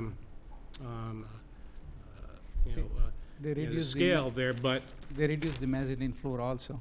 what's that? The mezzanine floor area was bigger last time. Right. So that but- was also curtailed. But if you measure, your scale is 1/16 to 1 inch. If you measure the length in 2013, it's the same length as 2016, but you're saying it's 10 feet smaller. So I was somewhat, thrown off by why your architect would be off by, 5/8 of an inch or something like that. Okay. I'll talk to our architect and see that, but whatever we have shown on a site plan, that is what is intended for the Okay. use. Mr. Henry, your point is well taken. We will get that clarified and produce a cleaned-up sheet to respond to your questions so that both the physical representation on plans and if we're showing you a rendering, the rendering will be Because- scaled properly so that you will see what the scale appears. As you know, this is a big project. Yes. Big project for the town, as you can see, some of the people are talking about it now without having a full application. And we would like to have like a rendition of what it's going to be like, front, back, sides, the right rendition, the right scale, so we can make an educated guess. Your as to- comment is absolutely right, spot on. Okay, thank you. My last question is, I just want to make sure I got this right on my notes. From ground floor to the top of the dome is 72 feet? That's correct. 72 feet? 72 feet. Okay. Mr. Chairman, I have a question. About the residences, is it more like a dormitory? A person has a bedroom, and then they use a common kitchen, common restrooms? Since words mean different things to different people, I think I'm going to ask my engineer to answer in as objective a way as possible, namely physically what is there as compared to using a word like dormitory, because my conception of a dormitory in the days, Spartan days when I went, might be different from your conception of what a dormitory is. So I'm going to ask him to respond in as objective physical terms, namely what physically is in the mezzanine, how is it laid out. Is that satisfactory? So we don't interpose words that may have different inferences to us. Before he responds to that, did you prepare the plans? No, the architect prepared the That's plan. what I I'm just thought. reading the plan, and a sheet A3, it shows exactly what's the size and. The architect will come talk Let's about have the plan. architect come in and testify. Then we can wait for you. Fair enough. Fair enough. Now, it's my understanding, the next meeting that we have with you, you are going to bring the traffic. Who are you going to bring? I'm anticipating bringing the traffic engineer. I will say this to you. He is in a firm that is extremely occupied with several large projects, because I'm involved with that firm in 2 other projects. So my anticipation is to bring the traffic person. I hope to have an answer and confirm that through your counsel within the next 4 business days, hopefully before the 4th we hit. If not, I will come in with an architect to answer those architectural questions that were raised. My intent, I'd rather have the traffic guy get here and deal with some of the traffic issues that were raised, particularly yours about the parking and someone else's about the like. So your testimony that's going to continue will be the architect and the traffic person and then, and the planner? And Mr. Cudwalla, of course, will come back. I don't think I'm going to get all three in one meeting. I have to check with your board secretary, see what the agenda's like. My intent is to come back with the traffic and the architect, but I will communicate with your council. If it turns out I say to the traffic guy, you're on July 26th when we next meet, and he says to me, I'm sorry, I'm already in two places on peremptory hearings, I can't physically be there, then I will have to shuffle around and get you different Okay. persons to testify. I have my own conception of what's the most orderly fashion to do things in. By the way, but counsel, you present your application Yes. as you see fit. No, I know that, but I want to respond to the chair that I said traffic would be coming, the public wants to see the traffic coming, but I'm a little hamstrung in that if I call him up and tell him, well, you're now on the 26th, and he's... All right, I have to get you the date, so we... I have the July 26th, August 23rd is the next two dates, at least of your board. What do And you then- have, Joan? I have some applications scheduled for July. I think August would be the next. All right. Does that sound okay with you, Is counsel? Let me ask you this, because I'm always trying to juggle dates, and I'll ask, I don't know what this board's practice is. Can we carry it to the to the next meeting on July 26th with this following? If it turns out your board has time for us, we'll use the time. If it turns out a few days beforehand, you tell me everything's going and you're not going to find any time for me because you have other applications in the queue, then you'll carry it. I just don't want to, right here and now, bump myself off 2 months, if I can avoid it. Otherwise, I guess what I could do is ask you for a special meeting, and then we can notice for a special meeting to try to move this along. But what I'd like to do for notice purposes, Mr. Well, Chairman... I'm not going to rake you renotice, so don't worry about that. No, That's right, fine. well, Yeah, right. yeah. But unless I have to do a special meeting, then I have to, Yeah, then I have to but notice. that's up to the board Right. to decide if we want to do Right. a special meeting. But before you do that, Mr. Chairman, are there any other members who have any questions? I have just a Yeah, quick all right. one that has to do with the infiltration pond. Is this an open body of water? Okay. And is there fencing around? Yes, correct. You will have a fencing around. Okay, and the other concern I have is that there seems to be a fairly solid tree line around it. Do we Yes. have an issue with leaves and debris? That is a part of our maintenance plan. Now, they want a quarterly maintenance plan, so it includes cleaning. Now, DEP is very strict about maintenance. Like, we have to submit reports to township. What about insect infiltration or vermin getting into the area? Because there's woods in this area. Usually what we have is now fence, and then the fence has a like kind of a vinyl, like a fence is nailed to it. Mhm. So usually the animals can't go in. So, but if it But goes can in, they dig under it, or? if they go in, they're usually able to come out. Excuse me, stop. The court reporter is not picking up any of this. Sorry. What did you not hear? So, sorry. Did you I'm hear sorry. any of it? I'm going to repeat the same answer.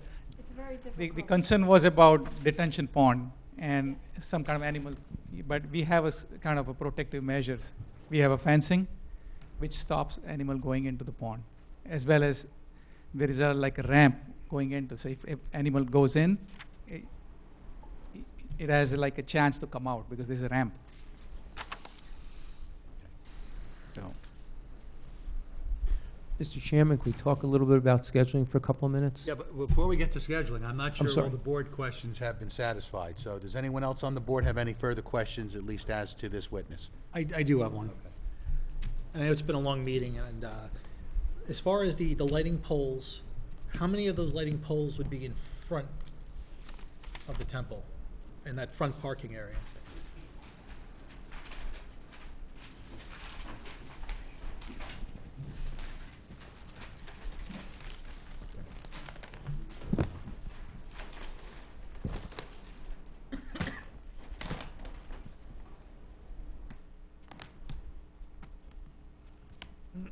It's 6. Like 6 of them? 6. 6 in a front parking. And what kind of lighting would be on the building? Like, is there gonna be landscaping lighting on the building itself to illuminate it? My site plan exclusively is for outside the building. I don't have any lighting plan for the building itself. Okay. Is there lighting on the building, landscaping lighting on the building to illuminate the front of the building? I'm not aware that anything's been shown on the building. If there's going to be, So it's just gonna be dark? if there's going to be a decision to put footlights on to illuminate the building at certain times, we'll represent that to you. But I'm not aware that it's been shown on any of the plan. Just curious to see how it was gonna be lit. We can ask our architect to, when he does the rendering, can show the lighting. Good question. Yeah, we need to hear from the architect. Yes. I think there's a lot of Yes. architectural questions. Okay. Mr. Chairman, just one last question, too. We're talking about the trees. Now, along Washington Road there's current trees that are along the curbing. Will they be staying there in front of the temple? Some of the trees we can try to save, but I don't think we would be able to save it. The trees are not in a great condition. Some of the trees, actually, it's about to, fall. I'm sorry, what was that? Some of the trees between Dying? yeah, they are dying, because there's very limited, there's only 8 feet left between the property line and the parking lot. So we are planting new trees there. Thank you. How many trees would you say that you're going to have to take out in the front?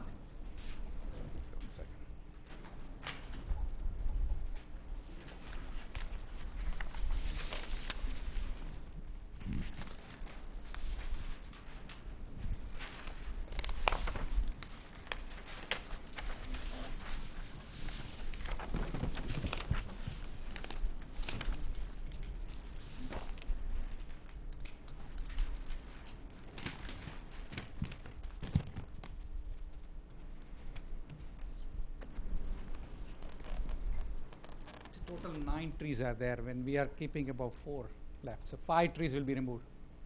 Okay, so there's 9 trees, 5 will be removed and 4 are staying. 4 are staying.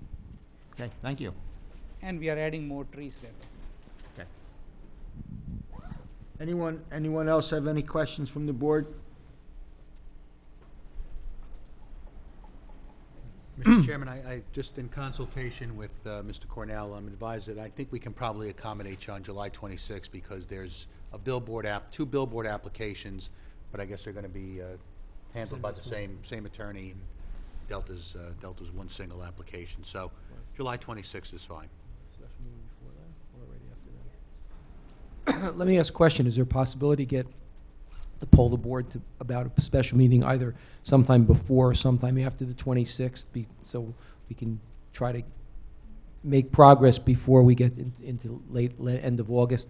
I always worry about the end of August because my experience in many boards, can't speak to here, I haven't had the privilege, is that a lot of people turn in absences, and finding a quorum at the end of August is a... You're going to run into that problem right after July 4th as well, I'm sure. Well, I understand that, but that's why I'm asking about possibly taking up the idea of a special meeting in addition to the 26th. And that's up to the board. I know that in my 10 years of representing this board, I don't think we've ever had a special meeting, but that's strictly up to the board to decide. Okay. Supposedly we do it this way.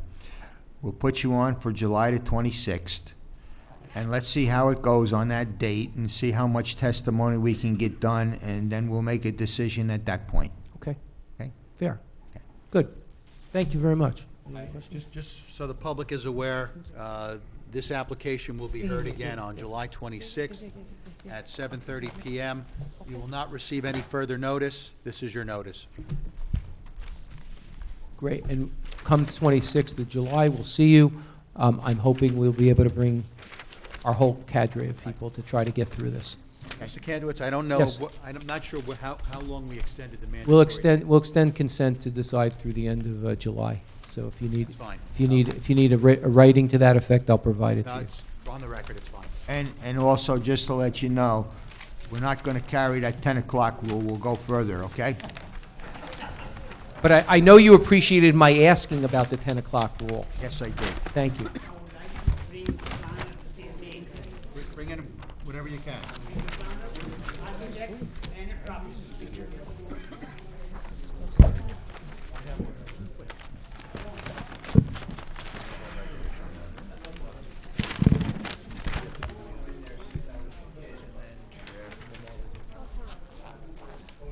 To the board, we have one application for resolution that we have to take care of, and that's the application of Amy Hafner of 35 Sherwood Road.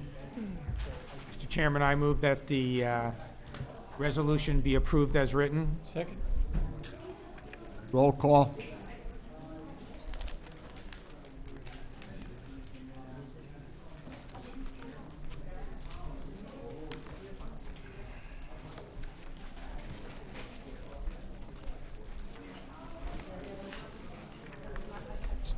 Excuse me, Mr. Chairman, we're still conducting business. Mr. They have these Green? conversations, can they take them out into the hall? It's loud. If the public is having conversations, can they take them out into the hall?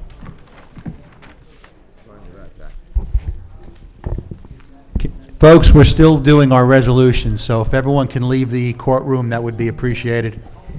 Thank you. Mr. Green? Yes.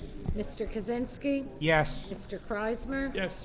Mr. Corrigan? Yes. Mr. Henry? Yes. Mr. Emma? Yes. Mr. Esposito? Yes.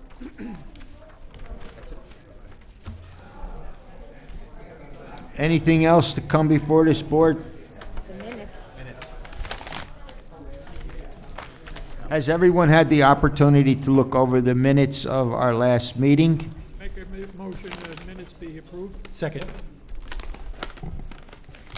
We don't need no roll call on that, do we? No. We do? Yeah, you need a roll. Roll call on the minutes from last meeting.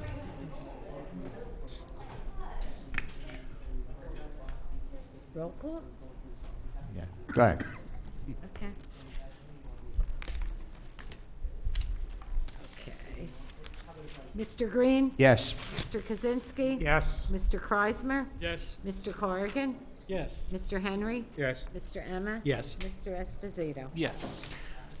There's no further business before this board tonight. I Anything make a about motion. any litigation updates? No, we have no lawsuits. Oh, no, I'm sorry, we do. We have the Wawa. Right. I have a settlement conference, not a settlement conference, case management conference with Judge Hurley, I think July 11th.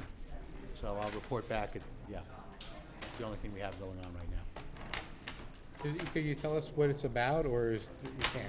Well, no. The lawsuit was filed by the Crestview adjacent apartment? apartment complex, Crestview, and they're challenging the approval.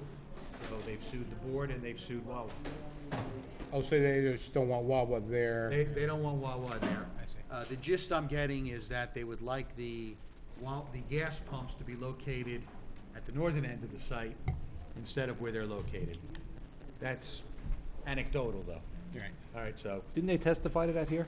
They I thought did. They did, yeah. Didn't we move them?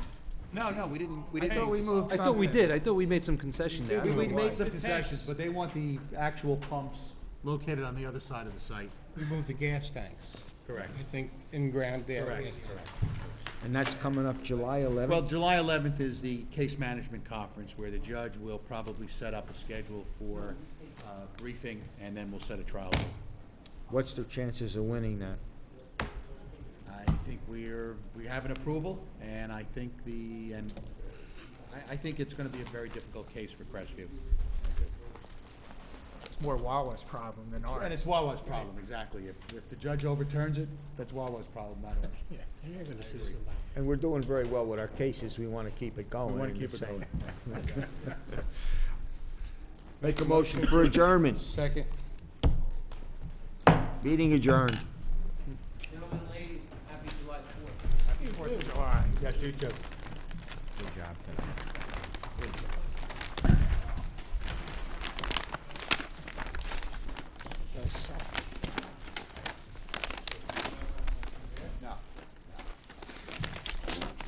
Someone's complaining that the White House is only 46,000 square feet. I can't help it if Trump is slumming it.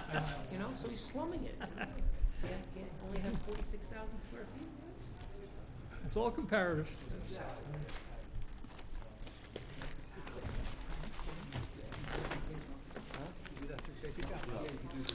I got two types of people, actually. See on No TV, see kidding. on Facebook. Oh, that's why you looked at your phone? Yeah. What channel, the Serval? No, on Facebook. That's it, on his page, right? You gotta go to his page. Yeah, if you're friends with him. Has he got a lot of friends? Well, you know, a lot of followers, I don't know if you're. Or, I mean, followers, I should say. That's pretty cool, that's pretty neat. Yeah. That is pretty neat.